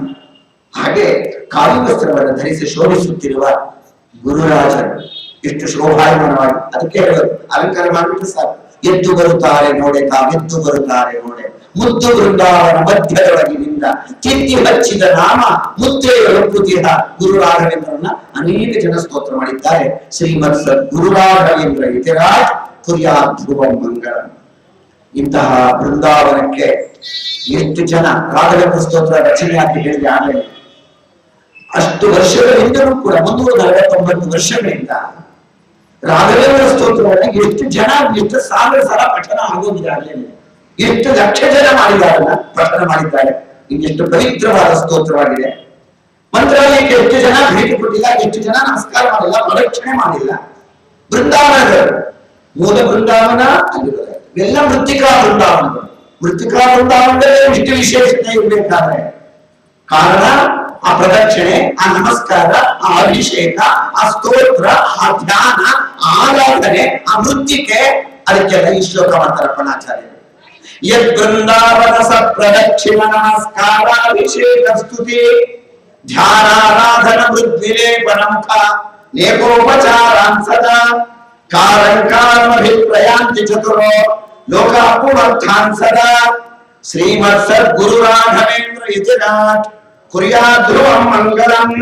ಇದು ಬೃಂದಾವನ, ರಾಘವೇಂದ್ರ ಬೃಂದಾವನಕ್ಕೆ ಸಪ್ರದಕ್ಷಿಣ ಸರ್ವಾಭೀಷ್ಟಾರ್ಥ ಸಿದ್ಧಾರ್ಥ ನಮಸ್ಕಾರ ಕರೋಮಿ. ಹೇಗಿದೆ ಹಾಗಾದ್ರೆ ಮೂಲ ಬೃಂದಾವನ ವಿಶೇಷತೆ? ಒಂದು ಪತ್ರವೇ ಇದೆ, ರಾಯರ ಬರೆದಿರೋ ಇದೇ ಇದೆ, ಲೇಖನವೇ ಇದೆ. ನನ್ನ ಸ್ವಇಚ್ಛೆಯಿಂದ, ನನ್ನ ಅಂಕಮಲ ಸ್ವಾಮಿಗಳು ಯಾರು ಬಹುವಚನೆ ಕರ್ಕೋತಾರೆ, ನಮ್ಮ ಸ್ವಇಚ್ಛೆಯಿಂದ ಇಂಥ ದಿನ ಬೃಂದಾವನ ಪ್ರವೇಶ ಮಾಡಲು ನಿಶ್ಚಯಿಸಿದ್ದೇವೆ. 1400 ಲಕ್ಷ್ಮೀನಾರಾಯಣ ಸಾಲಿಗ್ರಾಮಗಳನ್ನು ತರಿಸಿದ್ದೇವೆ. 700 ಲಕ್ಷ್ಮೀನಾರಾಯಣ ಸಾಲಿಗ್ರಾಮಗಳನ್ನ ದಾನ ಮಾಡಿದ್ದೇನೆ. ಇನ್ನ 700 ಲಕ್ಷ್ಮೀನಾರಾಯಣ ಸಾಲಿಗ್ರಾಮಗಳನ್ನ ನನ್ನ ಬೃಂದಾವನದಲ್ಲಿ ಇಡತಕ್ಕದ್ದು ಬರೆದಿದ್ದಾರೆ ರಾಯರೇ. ಸುಮ್ಮನೆ ಎಲ್ಲ ಬೃಂದಾವನದಲ್ಲಿ ಇರೋದು 700 ಲಕ್ಷ್ಮೀನಾರಾಯಣ ಸಾಲಿಗ್ರಾಮ. ಸರ್ವತೀರ್ಥಾಪರಾವಾಪ್ತಿ ಯಥಾಶಕ್ತಿ ಪ್ರದಕ್ಷಿಣಂ. ಎಲ್ಲ ತೀರ್ಥಗಳನ್ನ ಪ್ರದಕ್ಷಿಣೆ ಮಾಡಿದ ಪುಣ್ಯ ಮಂತ್ರಾಲಯದಲ್ಲಿ ಬೃಂದಾವನ ಪ್ರವೇಶ, ಬೃಂದಾವನ ಪ್ರದಕ್ಷಿಣೆ ಮಾಡಿ ಬರುತ್ತಿರ್ಬೇಕಾದ್ರೆ ಬೃಂದಾವನ ಸಪ್ರದಕ್ಷಿಣ ಅಂತಾರೆ ಅಪ್ಪನಾಚಾರ್ಯರು. ನಮಸ್ಕಾರಾಭಿಷೇಕ ಸ್ತುತಿ, ಎಷ್ಟು ನಮಸ್ಕಾರ ಅಷ್ಟು ಒಳ್ಳೆ ನಿಷ್ಠೆಯಿಂದ ಭಕ್ತಿಯಿಂದ ಸ್ತುತಿ ಸ್ತೋತ್ರ ಮಾಡ್ಬೇಕಂತೆ, ಅಭಿಷೇಕ ಮಾಡ್ಬೇಕಂತೆ. ಅಭಿಷೇಕ ಮಾಡಿದ್ದನ್ನ ಪಾದೋದ್ಗಾಂತೀವ. ಪಾದೋದ್ಗಾಂತಿ ಯಾವುದು? ರಾಘವೇಂದ್ರ ಗುರುಗಳ ಸಾಕ್ಷಾತ್ ಪಾದವನ್ನ ತೊಳೆದ ನೀರು ಅದಿಲ್ಲ. ಆ ಪುಣ್ಯ 340 ವರ್ಷ ಆಗ್ಬೇಕಾದ್ರೆ ಹಾಗಾದ್ರೆ ಪಾದೋದ್ಗಾಂತಿ ಯಾವ್ದಾದ್ರೆ ರಾಘವೇಂದ್ರ ಗುರುಗಳ ಬೃಂದಾವನಕ್ಕೆ ಅಭಿಷೇಕ ಮಾಡಿದ ಜಲ ಪಾದೋದಕವೇ. ವಿಷ್ಣು ಪಾದೋದಕ ಜೀವಿಸಿರುವ ವಿಪ್ರ ಗುರು ಮಹಾಭಾಗವತರ ಪಾದವನ್ನ ತೊಳೆದ ನೀರೇ. ಮೂಲ ಬೃಂದಾವನಕ್ಕೆ ಅಭಿಷೇಕ ಮಾಡಿದ ಜಲವೇ, ಅಥವಾ ಮೃತ್ತಿಕಾ ಬೃಂದಾವನಕ್ಕೆ ಅಭಿಷೇಕ ಮಾಡಿದ ಜಲವೇ, ಅಥವಾ ಇವತ್ತು ಬೃಂದಾವನದ ಮುಂದೆ ಇರುವ ಪಾದುಕೆಗಳಿಂದ ತೊಳೆದ ಜಲವೇ? ಯಾವುದು ಪಾದೋದಕ? ಹಾಗಾದ್ರೆ ಎಲ್ಲವೂ ಪಾದೋದಕ ತಲೆಗೆ ಹೋಗ್ತಾರೆ. ಇಷ್ಟು ಪಾದೋದಕದ ಒಂದು ಮನೆಗಿದ್ರೆ ಏನೇನು ಆಗುತ್ತೆ ಅಂತ ಹೇಳ್ತಾರೆ. ಯದ್ ಬೃಂದಾವನ ಸಪ್ರದಕ್ಷಿಣ ನಮಸ್ಕಾರ ಅಭಿಷೇಕ. ಇನ್ನ ಬೃಂದಾವನಕ್ಕೆ ಅಭಿಷೇಕ ಮಾಡಿದ ಜಲ ಅದು ಪಾದೋದಕ ಅಂತಲೇ ಅದಕ್ಕೂ ಹೆಸರು. ಅದನ್ನ ಪ್ರಾಶನ ಮಾಡಿದರೆ ನಿತ್ಯಸ್ಯ ಕುಕ್ಷಿಕತಾ ದೋಷ. ಅಷ್ಟೇ ಎಲ್ಲ ಹೇಳೋದು. ಶುದ್ಧವಾದ ಸ್ವಲ್ಪ ನೀರನ್ನ ಒಂದು ಪಂಚೋತ್ತರೆಯಲ್ಲಿ ತಗೊಂಡು ಅದರ ಮೇಲೆ ಒಂದು ಕೈ ಇಟ್ಟು ಭಕ್ತಿಯಿಂದ ಕುಳಿತು ರಾಘವೇಂದ್ರ ಸ್ತೋತ್ರವನ್ನ ಪಠಿಸಿ ಆ ನೀರನ್ನ ಕುಡಿದ್ರು ಒಳ್ಳೆಯದಾಗುತ್ತೆ ಅಂತಾರೆ. ನೀನಾಗಡ ಇನ್ನು ಅಭಿಷೇಕ ಮಾಡಿದ ಜಲಕ್ಕೆ. ಹಾಗಾದ್ರೆ ಈ ಪಾದೋದಕ ವ್ಯಾಧಿಗಳ ನಾಶ, ಮೊದಲನೇದಾಗಿ ರೋಗ ನಾಶ, ಸಕಲ ಕಷ್ಟಗಳ ನಾಶ, ಮಹಾರೋಗ ನಿವಾರಣೆ, ಸರ್ವ ರೋಗಗಳು ನಿವಾರಣೆ, ಪುತ್ರ ಪ್ರಾಪ್ತಿ. ಮಕ್ಕಳು ಹುಟ್ಟಿ ಸಾಯುತ್ತಿದ್ದರೆ ಮುಂದಕ್ಕೆ ಮಕ್ಕಳು ಉಳಿದುಕೊಂಡು ವಂಶೋದ್ಧಾರ, ಬ್ರಹ್ಮಹತ್ಯಾದಿ ಸಕಲ ಪಾಪನಾಶ, ಅವೈಷ್ಣವಾನ್ನ ಅಂದ್ರೆ ಅದು ನೈವೇದ್ಯ ವೈಶ್ವದೇವ ಇಲ್ಲದೆ ಊಟ ಮಾಡ್ತೀವಲ್ಲ ಅದಕ್ಕೆ ಅವೈಷ್ಣವಾನ್ನ ಅಂತ ಹೆಸರು. ಆ ಭೋಜನದಿಂದ ಬರುವ ಎಲ್ಲ ದೋಷಗಳು ಮತ್ತು ಭಗವಂತನಿಗೆ ನಿವೇದಿತವಾಗದ ಅನ್ನವನ್ನ ಊಟ ಮಾಡುವುದರಿಂದ ಬರುವ ದೋಷ, ಮನಶುದ್ಧಿ, ಬ್ರಹ್ಮಾಂಡದಲ್ಲಿ ಸಕಲ ತೀರ್ಥಗಳನ್ನು ಸ್ನಾನ ಮಾಡಿದ ಫಲ, ರಾಜಸೂಯೆಯಾದ ಫಲ, ಪುತ್ರ ಪೌತ್ರ ಅಭಿವೃದ್ಧಿ, ಪಿತೃಗಳಿಗೆ ಸ್ವರ್ಗ ಪ್ರಾಪ್ತಿ, ಗುರು ಪ್ರಸಾದ, ಅಜ್ಞಾನ ನಾಶ, ಶಾಸ್ತ್ರಾರ್ಥ ಜ್ಞಾನ ಸಿದ್ಧಿ, ಹರಿಯ ಪ್ರಸಾದ, ಮೋಕ್ಷ ಪ್ರಾಪ್ತಿ. ಇದ್ರಲ್ಲಿ ಯಾವುದು ಬೇಡ, ಎಲ್ಲ ಬೇಕೇ ಆಗಿರೋದೆ. ಇನ್ನು ರಾಘವೇಂದ್ರ ಗುರುಗಳ ಪಾದೋದಕದಿಂದ ಇಷ್ಟು ಮಹಿಮೆ ಆಗಬೇಕಾದ್ರೆ ಅಭಿಷೇಕ ಸ್ತುತಿ ಇನ್ನು ಅನೇಕ ಅರ್ಥಗಳಿವೆ. ತೀರ್ಥ ಅಂದ್ರೇನು, ಪಾದೋದಕ ಅಂದ್ರೇನು, ಮಂತ್ರಾಕ್ಷತೆ ಅಂದ್ರೇನು ಹೇಳ್ತಾ ಬರಬೇಕು. ಇನ್ನು 6 ಶ್ಲೋಕಗಳಿದ್ದೀವಿ, ಸಮಯ ಆಗ್ತಾ ಇದೆ. ಕಾರಂಕ ಧ್ಯಾನಾರಾಧನ ಮೃದ್ವಿಲೇಪನಂಕ. ಧ್ಯಾನವನ್ನು ಮಾಡ್ತಾ ಇದ್ರು. ಸತತವಾಗಿ ಅವರ ಧ್ಯಾನ ಇನ್ನೆಷ್ಟು ಸೊಗಸು, ಇನ್ನೆಷ್ಟು ಉದ್ಧಾರವಾಗುವುದು. ಆರಾಧನಾ, ಏನು ಆರಾಧನೆ ಅಂದ್ರೆ ಪ್ರತಿನಿತ್ಯವೂ ನಾವು ಬೃಂದಾವನ ನೋಡ್ತೇವೆ, ಆರಾಧನೆ ದಿನವೂ ನೋಡ್ತೇವೆ ಬೃಂದಾವನವನ್ನು. ವಿಶೇಷವಾಗಿ ಕಾಣ್ತಲ್ಲ, ಸೂಕ್ಷ್ಮವಾಗಿ ಹೇಳಿ ಮುಂದೆ ಕೊಟ್ಟೋಗ್ತೀವಿ.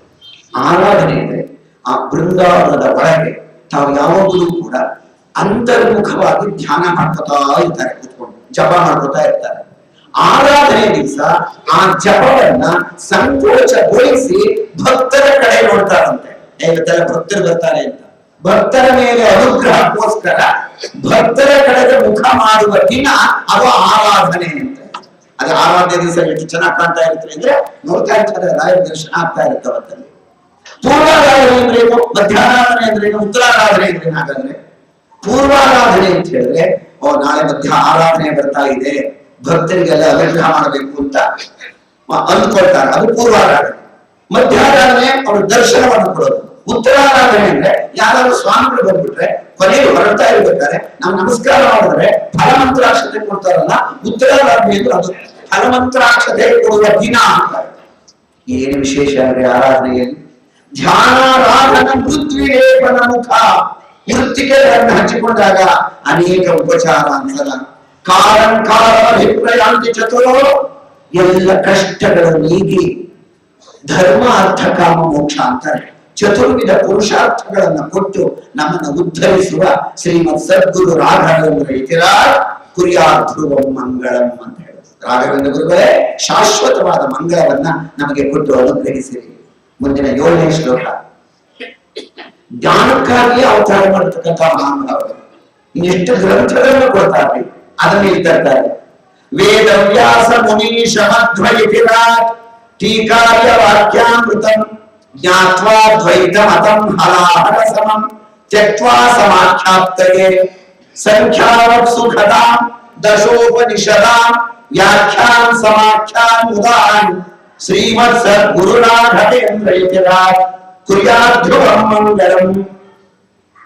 ವೇದವ್ಯಾಸರು ಒಟ್ಟಿನಲ್ಲಿ ಬೀಜವನ್ನ ಹಾಕಿದ್ರು. ಯಾವುದು? ವೇದಗಳ ವಿಭಾಗ.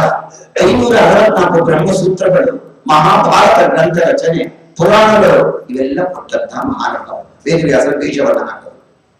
ಆ ಬೀಜ ಹಾಕಿದ ಮೇಲೆ ಮೊಳಕೆ ಬರಬೇಕಲ್ಲ, ಅದು ಪ್ರಮುಖವಾದ ಘಟ್ಟ.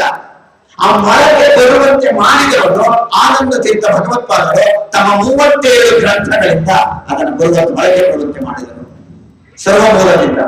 ಆಮೇಲೆ ಬಂದಂತಹ ತ್ರಿವಿಕ್ರಮ ಪಂಡಿತಾಚಾರ್ಯರು ಆ ಮೊಳಕೆ ಬಂದದ್ದು ಅವರ ಗ್ರಂಥಗಳಿಂದ ಇನ್ನೂ ಸ್ವಲ್ಪ ಬೇರಕ್ಕೆ ಬರುವಂತಾಯಿತು, ಕಾಂಡ ಬರುವುದಕ್ಕೆ ಪ್ರಾರಂಭಿಸಿತು. ಆಮೇಲೆ ಬಂದಂತಹ ಅಜರಿ ಜಯಮುನಿನ ಜಯತೀರ್ಥರು ತಮ್ಮ 21 ಗ್ರಂಥಗಳಿಂದ ಆ ಗಿಡ ವೇದಾಂತ ವೃಕ್ಷ ಇನ್ನು ಸ್ವಲ್ಪ ಗಟ್ಟಿಯಾಗಿ ಮೇಲಕ್ಕೆ ಬೆಳೆಯುವಂತಾಯಿತು, ಕೊಂಬೆ ಚಿಗುರುವುದಕ್ಕೆ ಪ್ರಾರಂಭವಾಯಿತು. ಆಮೇಲೆ ಬಂದಂತಹ ವ್ಯಾಸರಾಜರು ಆ ವೇದಾಂತ ವೃಕ್ಷವನ್ನು ಹಸಿರುಮಯವಾಗಿ ತಮ್ಮ 3 ಗ್ರಂಥಗಳು ನ್ಯಾಯಾಮೃತ, ತರ್ಕತಾಂಡವ, ಚಂದ್ರಿಕಾ, ವೇದೋಜೀವನ ಇತ್ಯಾದಿ ಗ್ರಂಥಗಳು ವ್ಯಾಸರಾಜರು ಮಾಡುವ ಅತ್ಯಂತ ದೊಡ್ಡ ಕಾರ್ಯ. ಆ ಮರವನ್ನ ಶೋಭಾಯಮಾನವಾಗಿ ಮಾಡಿದ್ರು. ಮರ ಬೆಳೆದು ನಿಂತಿದ್ದ ದೊಡ್ಡದಾಗಿ. ಆ ಮರದಲ್ಲಿ ಹೂ ಬಿಡುವಂತೆ ಮಾಡಿದವರು ವಿಜೇಂದ್ರರು ತಮ್ಮ 104 ಗ್ರಂಥಗಳಿಂದ ಆ ಮರದಲ್ಲಿ ಹೂ ಬಿಡುವಂತೆ ಮಾಡಿದರು. ಯಾವ ಮರಗಳಲ್ಲಿ ಗಿಡಗಳಲ್ಲಿ ಮುಖ್ಯವಾಗಿ ಹಣ್ಣು ಬಿಡಬೇಕಲ್ಲ, ಆ ಹಣ್ಣು ಬಿಡುವಂತೆ ಮಾಡಿದ ಮಹಾನುಭಾವರು ರಾಘವೇಂದ್ರ ಗುರು ಸಾರ್ವರು. 148ಕ್ಕೂ ಹೆಚ್ಚು ಗ್ರಂಥಗಳನ್ನ ಕೊಟ್ಟು ಉದ್ಧಾರ ಮಾಡಿದಂತಹ ಮಹಾನುಭಾವರು ವೇದವ್ಯಾಸ ಮುನೀಶ ಮಧ್ವ ಯತಿರಾಟ್ ಟೀಕಾರ್ಯ ಅಂದ್ರೆ ಜಯತೀರ್ಥರು. ವಾಕ್ಯಾಮೃತಂ, ಅವರ ವಾಕ್ಯಗಳೆಲ್ಲವನ್ನೂ ಕೂಡ ಏನು ಶೈಲಿ ಮಹಾನುಭಾವರು ಬರೀಬೇಕಾದ್ರೆ ಅವ್ರು ಬರೆಯೋ ರೀತಿ ಅಂತ ಅಂದ್ರೆ ಸೂತ್ರ ಪ್ರಸ್ಥಾನವಾಗಲಿ, ಗೀತಾ ಪ್ರಸ್ಥಾನ, ಉಪನಿಷತ್ ಪ್ರಸ್ಥಾನ, ಪ್ರಕರಣ ಗ್ರಂಥಗಳು, ಸ್ವತಂತ್ರ ಗ್ರಂಥಗಳು, ರಾಮಚಾರಿತ್ರ ಮಂಜರಿ, ಕೃಷ್ಣ ಚಾರಿತ್ರ ಮಂಜರಿ, ನ್ಯಾಯಮುಕ್ತಾವಳಿ, ತಂತ್ರದೀಪಿಕಾ, ಇವೆಲ್ಲ ಅವರ ಸ್ವತಂತ್ರ ಗ್ರಂಥಗಳು. ಉಳಿದಿದ್ದೆಲ್ಲ ಟಿಪ್ಪಣಿ ಗ್ರಂಥಗಳು. ಭಾಷ್ಯ ಕೊಟ್ಟವರು ಯಾರು? ಮಧ್ವಾಚಾರ್ಯರು. ಟೀಕಾ ಅಂದ್ರೆ ಏನು? ಸ್ಪಷ್ಟವಾದ ವಿವರಣೆಗೆ ಟೀಕಾ ಅಂತ ಹೆಸರು. ಅದನ್ನು ಕೊಟ್ಟವರು ಜಯತೀರ್ಥರು. ರಾಘವೇಂದ್ರ ಗುರುಗಳು ಟಿಪ್ಪಣಿಯನ್ನು ಕೊಡ್ತಾರೆ. ಓದ್ತಾ ಇದ್ದಾಗ ಏನಾದ್ರೂ ನಮ್ಗೆ ಆ ಪ್ರಸಂಗ ಅರ್ಥ ಆಗಿ ನಿಂತು ಬಿಟ್ರೆ ಅದನ್ನ ಸರ್ವವಾಗಿ ಅರ್ಥೈಸಿಕೊಟ್ಟು ಮುಂದಕ್ಕೆ ಹೋಗ್ತಾರೆ. ಟಿಪ್ಪಣಿ ಆಚಾರ್ಯರು ಅಂದ್ರೆ ಮಹಾನ್ ಭಾವರು. ಜ್ಞಾತ್ವಾ ಅದ್ವೈತ ಹಲಾಹಲ ಸಮ, ಅದ್ವೈತ ಹಲಾಹಲ ವಿಷಯಕ್ಕೆ ಸಮವಾದಂತಹ ಅದ್ವೈತಕ್ಕೆ ತ್ಯಕ್ತ್ವಾ ಸಮಾಖ್ಯಾಪ್ತಯೇ, ಅದಕ್ಕೆಲ್ಲ ಸರಿಯಾದ ಮಾತುಗಳನ್ನು ಕೊಟ್ಟಂತಹ ಮಹಾನ್. ಎಷ್ಟು ಜ್ಞಾನ ಐತ್ರಿ ಸಾಮಾನ್ಯವಾಗಿದ್ದದ್ದು. ಅವರ ಗುಣ ಹೇಗಿತ್ತು, ರಾಘವೇಂದ್ರ ಗುರುಗಳ ಗುಣ ಹೇಗಿತ್ತು ಅಂದ್ರೆ ಚಿತ್ತೇನ ಯುಕ್ತರರ್ಥ ಕಲೆಯತಿ ಸಹಸ ನಾಭಿದತ್ತೇವ ಸದ್ದಿ. ಅವರ ಮನಸ್ಸಿನಲ್ಲಿ ಅಯುಕ್ತವಾದ ಚಿಂತನೆ ಯಾವಾಗಲೂ ಬರ್ತಿರ್ಲಿಲ್ಲ, ಯುಕ್ತವಾದ ಚಿಂತನೆಯೇ ಮಾಡ್ತಾ ಇದ್ರು. ಯಾರು ವಾದ ಮಾಡಕ್ ಬಂದ್ರೆ ಬೇರೆ ಮತದವರು ಈ ಪ್ರಶ್ನೆ ಕೇಳ್ತಿರೋದೇ ಸರಿ ಇಲ್ವಲ್ಲ, ಪ್ರಶ್ನೆ ಕೇಳಕ್ಕೆ ಬರಲ್ವಲ್ಲ ನಿಮ್ಗೆ, ಈ ರೀತಿ ಪ್ರಶ್ನೆ ಮಾಡ್ಬೇಕು ಅಂತ ಆ ಪ್ರಶ್ನೆಗಳು ಇವರೇ ಹೇಳ್ಕೊಡೋರು. ಆಮೇಲೆ ಕೂತ್ಕೊಳ್ಳಿ ಅಂತ ಹೇಳಿ ಅದಕ್ಕೆ ಸಮಂಜಸವಾಗಿ ಉತ್ತರವನ್ನು ಕೊಟ್ಟು ಅವರ ಅಜ್ಞಾನವನ್ನು ನಿವಾರಣೆ ಮಾಡಿ ಅವರ ಸಂಭಾವನೆ ಮರ್ಯಾದೆ ಎಲ್ಲ ಮಾಡ್ಕೊಳ್ಸೋದಕ್ಕೆಲ್ಲ ಮಹಾನ್ಭಾವರು. ನಾನು ತರ್ಕ ನ್ಯಾಯ ವೇದಾಂತ ಮೀಮಾಂಸೆ ವ್ಯಾಕರಣದಲ್ಲಿ ಪಾಂಡಿತ್ಯ ನಾನು ಹೇಳಿದಾಗೆ ಕೇಳಬೇಕು ಅಂತಿರಲು ಬರ್ತೇನೆ. ಆ ಸೌಜನ್ಯ ಬಹಳ ಒಳ್ಳೆಯದು, ಆ ಸೌಮ್ಯ ತುಂಬಾ ಒಳ್ಳೆಯದು, ವಿನಯ ಅವರನ್ನು ನೋಡಿ ಕಲಿಬೇಕಂತೆ. ಚತುಶಾಸ್ತ್ರ ಪಂಡಿತರಾಗಿದ್ದರೆ ನಾನೆಲ್ಲ ಕಲ್ತಿದ್ದೀನಿ, ನಾನು ಹೇಳಿದಾಗೆ ಕೇಳಬೇಕು ಒಂದು ಗರ್ವ ಸ್ವಲ್ಪ ಇರಲಿಲ್ಲ. ಒಂದು ಅಕ್ಷರ ಬರೆದನ್ನ ಬರೆಸಿ ಇನ್ನೊಂದ್ಸಲ ಬರೀತಿರ್ಲಿವಂತೆ.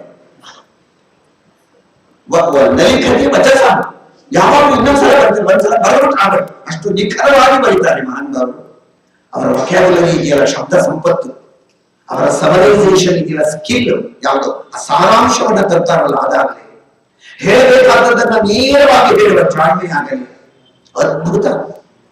ತತ್ವಕ್ಕೆ ಚ್ಯುತಿ ಬಾರದಂತೆ, ಕಥೆಗೆ ಧಕ್ಕೆ ಬಾರದಂತೆ ಓದುವವರ ಕೇಳುವವರ ಮನ ಮುಟ್ಟುವಂತೆ ರಚನೆ ಮಾಡುವುದು ರಾಯರ ಶೈಲಿ. ನೋಡಿ, 24,000 ಶ್ಲೋಕ ವಾಲ್ಮೀಕಿ ರಾಮಾಯಣ, 11 ಶ್ಲೋಕದಲ್ಲಿ ತರ್ತಾರಲ್ಲ ರಾಮಚಾರಿತ್ರ ಮಂಜರಿ. ಭಾಗವತ 10ನೇ ಸ್ಕಂದ 11ನೇ ಸ್ಕಂದ ಒಟ್ಟು 135 ಅಧ್ಯಾಯ ಇದೆ. 135 ಅಧ್ಯಾಯದ ಶ್ಲೋಕಗಳನ್ನ ಕೇವಲ 28 ಶ್ಲೋಕದಲ್ಲಿ ತಂದು ಕೃಷ್ಣ ಚಾರಿತ್ರ ಮಂಜರಿ ತೆಗೆಸಿದ ಮಹಾನ್ಭಾವರು. ಎಷ್ಟು ಸೊಗಸಾಗಿ ಬರೀತಾರೆ ಮಹಾನ್ಭಾವರು. ಹಾಗಾಗಿ ಇಷ್ಟೆಲ್ಲ ಇತ್ತಲ್ಲ, ಈ ಕಡೆ ಅನುಗ್ರಹ ಮಾಡೋದು, ಶಾಸ್ತ್ರವನ್ನು ಉದ್ಧರಿಸುವುದು, ಗ್ರಂಥಗಳ ರಚನೆ, ಪರಮಾತ್ಮನಲ್ಲಿ ಧ್ಯಾನ, ಏನಿದೆ ಇದು ಬಹುಮುಖ ಪ್ರತಿಭೆ, ಮಲ್ಟಿ ಟ್ಯಾಲೆಂಟ್ ಅಂತಾರಲ್ಲ, ಹಾಗಿದೆಯಲ್ಲ ಮಹಾನುಭಾವರಲ್ಲಿ. ಹಾಗಾದ್ರೆ ಏನಿದೆ ವಿಶೇಷತೆ ಅವರಲ್ಲಿ? ನೋಡಿದ್ರೆ ಸಾಕು ಪಾಪಗಳೆಲ್ಲ ಪರಿಹಾರ ಅಂತಾರಲ್ಲ. ಯದ್ಭಾನವು ಯತ್ಕೃಶಾನವು ಯದಮೃತ ಕಿರಣೆ ಯದ್ಗ್ರಹೇಶು ದಿತೇಶು. ಬೇಗ ಹೇಳ್ಬಿಡ್ತೀನಿ ಅದನ್ನ. ಹೇಗೆ ರಾಘವೇಂದ್ರ ಗುರುಗಳ ತೇಜಸ್ಸು ಹೇಗಿದೆ ಅದೇ ಮುಖ್ಯ. ಆ ತೇಜಸ್ಸು ಯಾವ ರೀತಿ ಇದೆ ಅಂದ್ರೆ, ಲೋಕದಲ್ಲಿ ಪ್ರಸಿದ್ಧವಾದ ಬೆಳಕನ್ನು ಕೊಡುವ ವಸ್ತುಗಳು ಯಾವ್ಯಾವುದು? ಸೂರ್ಯ ಮೊದಲನೇ ಬೆಳಕನ್ನು ಕೊಡೋದು, ಚಂದ್ರ, ನಕ್ಷತ್ರ, ತಾರೆಗಳು, ಗ್ರಹಗಳು, ಆಯ್ತಾ, ಮಿಂಚು, ಜ್ಯೋತಿ, ಉರಿತಲ ದೀಪ, ಸೂರ್ಯ ಉರಿಸ್ತೀವಲ್ಲ ಅಗ್ನಿ, ಅಮೂಲ್ಯವಾದ ಹರಳುಗಳು, ಪಚ್ಚೆ, ವಜ್ರ ಮೊದಲಾದ ಬೆಳಕನ್ನು ಕೊಡುತ್ತವೆ. ಇದು ಬಿಟ್ಟು ಯಾವುದು ಬೆಳಕನ್ನು ಕೊಡುವ ವಸ್ತುಗಳಿಲ್ಲ. ಸಂಭೂಯೈತ ಸಮಸ್ತ ಸೂರ್ಯ, ಚಂದ್ರ, ಅಗ್ನಿ, ಜ್ಯೋತಿ, ನಕ್ಷತ್ರ, ಮಿಂಚು, ಇವೆಲ್ಲ ಏನೇನು ಬೆಳಕು ಬರ್ತಿದೆಯೋ ಪ್ರಪಂಚದಲ್ಲಿ, ಆ ಬೆಳಕಿನ ವಸ್ತುಗಳನ್ನೆಲ್ಲ ಒಂದು ಕಡೆ ಸೇರಿಸಿಬಿಟ್ರೆ ಸಂಭೂಯೈತ ಸಮಸ್ತಂ. ಭೋ ರಾಘವೇಂದ್ರ ಗುರುಗಳೇ, ತ್ವದ್ ಅಮಿತ ಹೃದಯಾಕಾಶದಲ್ಲಿ ಪ್ರಕಾಶೆ, ನಿಮ್ಮ ಹೃದಯ ಆಕಾಶದಿಂದ ಬರುವ ಬೆಳಕಿಗೆ ಇದ್ಯಾವುದು ಸಮ ಅಲ್ಲ ಅಂತಾರೆ. ಎಂಥ ಹೋಲಿಕೆ ಇದ್ರಿ, ಅವರ ತೇಜಸ್ ಎಂಥದ್ರಿ ಮಹಾನುಭಾವರು. ಹಾಗೆ ರಾಘವೇಂದ್ರ ಇತಿರಾಜ್ ಕುರ್ಯಾತ್ ಧ್ರುವ ಮಂಗಳ, ಇಷ್ಟು ಮಧ್ವಶಾಸ್ತ್ರವನ್ನ ಗಟ್ಟಿ ಮಾಡಿದಂತಹ ಎಲ್ಲ ಗ್ರಂಥಗಳನ್ನು ಕೊಟ್ಟಂತಹ ಮಹಾನುಭಾವರು. ಶ್ರೀಮದ್ ವೈಷ್ಣವ ಲೋಕಚಾರಕ ಗುರು ಶ್ರೀಮತ್ ಪರಿವ್ರಾಟ್ ಭರು ಶಾಸ್ತ್ರೇ ದೇವ ಗುರು ಶ್ರೀತಾಮರ ಕರು ಪ್ರತ್ಯೂಹ ಗೋತ್ರ ಸ್ವರು ಚೇತೋಗೀತ ಶಿರು ಜತಾಜಿತ ವರು ಸತ್ಸೌಖ್ಯ ಸಂಪತ್ಕರು ಶ್ರೀಮತ್ ಸದ್ಗುರು ರಾಘವೇಂದ್ರ ಇತಿರಾಜ್ ಕುರ್ಯಾತ್ ಧ್ರುವ ಮಂಗಳಂ. ವೈಷ್ಣವ ಲೋಕಚಾರಕ ಗುರು, ವೈಷ್ಣವ ಜನಕ್ಕೆ ಸಮುದಾಯಕ್ಕೆ ಗುರುಗಳು. ವೈಷ್ಣವ ದೀಕ್ಷಾ ದಕ್ಷಂ ಅಂತಾರೆ ಗದ್ಯದಲ್ಲಿ. ವೈಷ್ಣವ ದೀಕ್ಷೆ ಅಪ್ಪಟ ವೈಷ್ಣವ ದೀಕ್ಷೆ, ವೈಷ್ಣವ ಶಾಸ್ತ್ರ, ವೈಷ್ಣವ ದೀಕ್ಷೆ, ವೈಷ್ಣವ ನಿಷ್ಠೆ, ವಿಷ್ಣುವಿನಲ್ಲಿ ಭಕ್ತಿ ಇದಕ್ಕೆ ಮಾರ್ಗವನ್ನ ತೋರಿಸಿಕೊಡುವ ಮಹಾನುಭಾವರು ರಾಘವೇಂದ್ರ ಗುರು ಸಾರ್ವಭೌಮರು. ಶ್ರೀಮತ್ ಪರಿವ್ರಾಟ್ ಭರು, ಯತಿಗಳಿಗೆ ಪೋಷಕರು. ಅದೆಷ್ಟು ಜನ ಯತಿಗಳನ್ನ ಪೋಷಣೆ ಮಾಡಿದ್ದಾರೆ.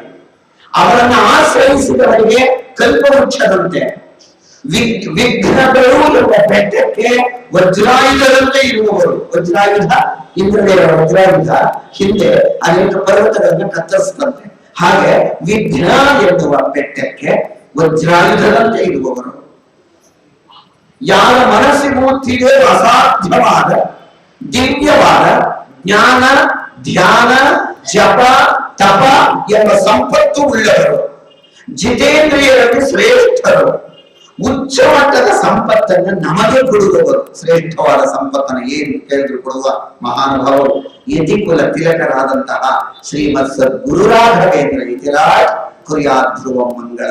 ರಾಘವೇಂದ್ರ ಗುರುಗಳೇ ಶಾಶ್ವತವಾದ ಮಂಗಳವನ್ನ ನಮಗೆ ಕೊಡಿ. 8 ಶ್ಲೋಕ ಆಯಿತು ರಾಘವೇಂದ್ರ ಮಂಗಳಾಷ್ಟಕ. ಇನ್ನು ಕೊನೆಯದು ಫಲಸ್ತುತಿ. ಯಸ್ ಸಂಧ್ಯಾ ಸ್ವನಿಶಂ ಗುರೋರಧಿಪತೆ ಸನ್ಮಂಗಳಸ್ಯಾಷ್ಟಕಂ ಸದ್ಯ ಪಾಪಹರಂ ಸ್ವರೇರಿ ವಿದುಷಾಂ ಭಕ್ತ್ಯೈವ ಭಾವಾಶಿತಂ ಭಕ್ತ್ಯಾ ಭಕ್ತಿ ಸುಸಂಪದಂ ಶುಭಪದಂ ದೀರ್ಘಾಯುರಾರೋಗ್ಯಕಂ ಕೀರ್ತಿಂ ಪುತ್ರ ಕಳತ್ರ ಬಾಂಧವಸದಂ ಮೂರ್ತಿ ಪ್ರಯಾತಿ ಧ್ರುವಂ.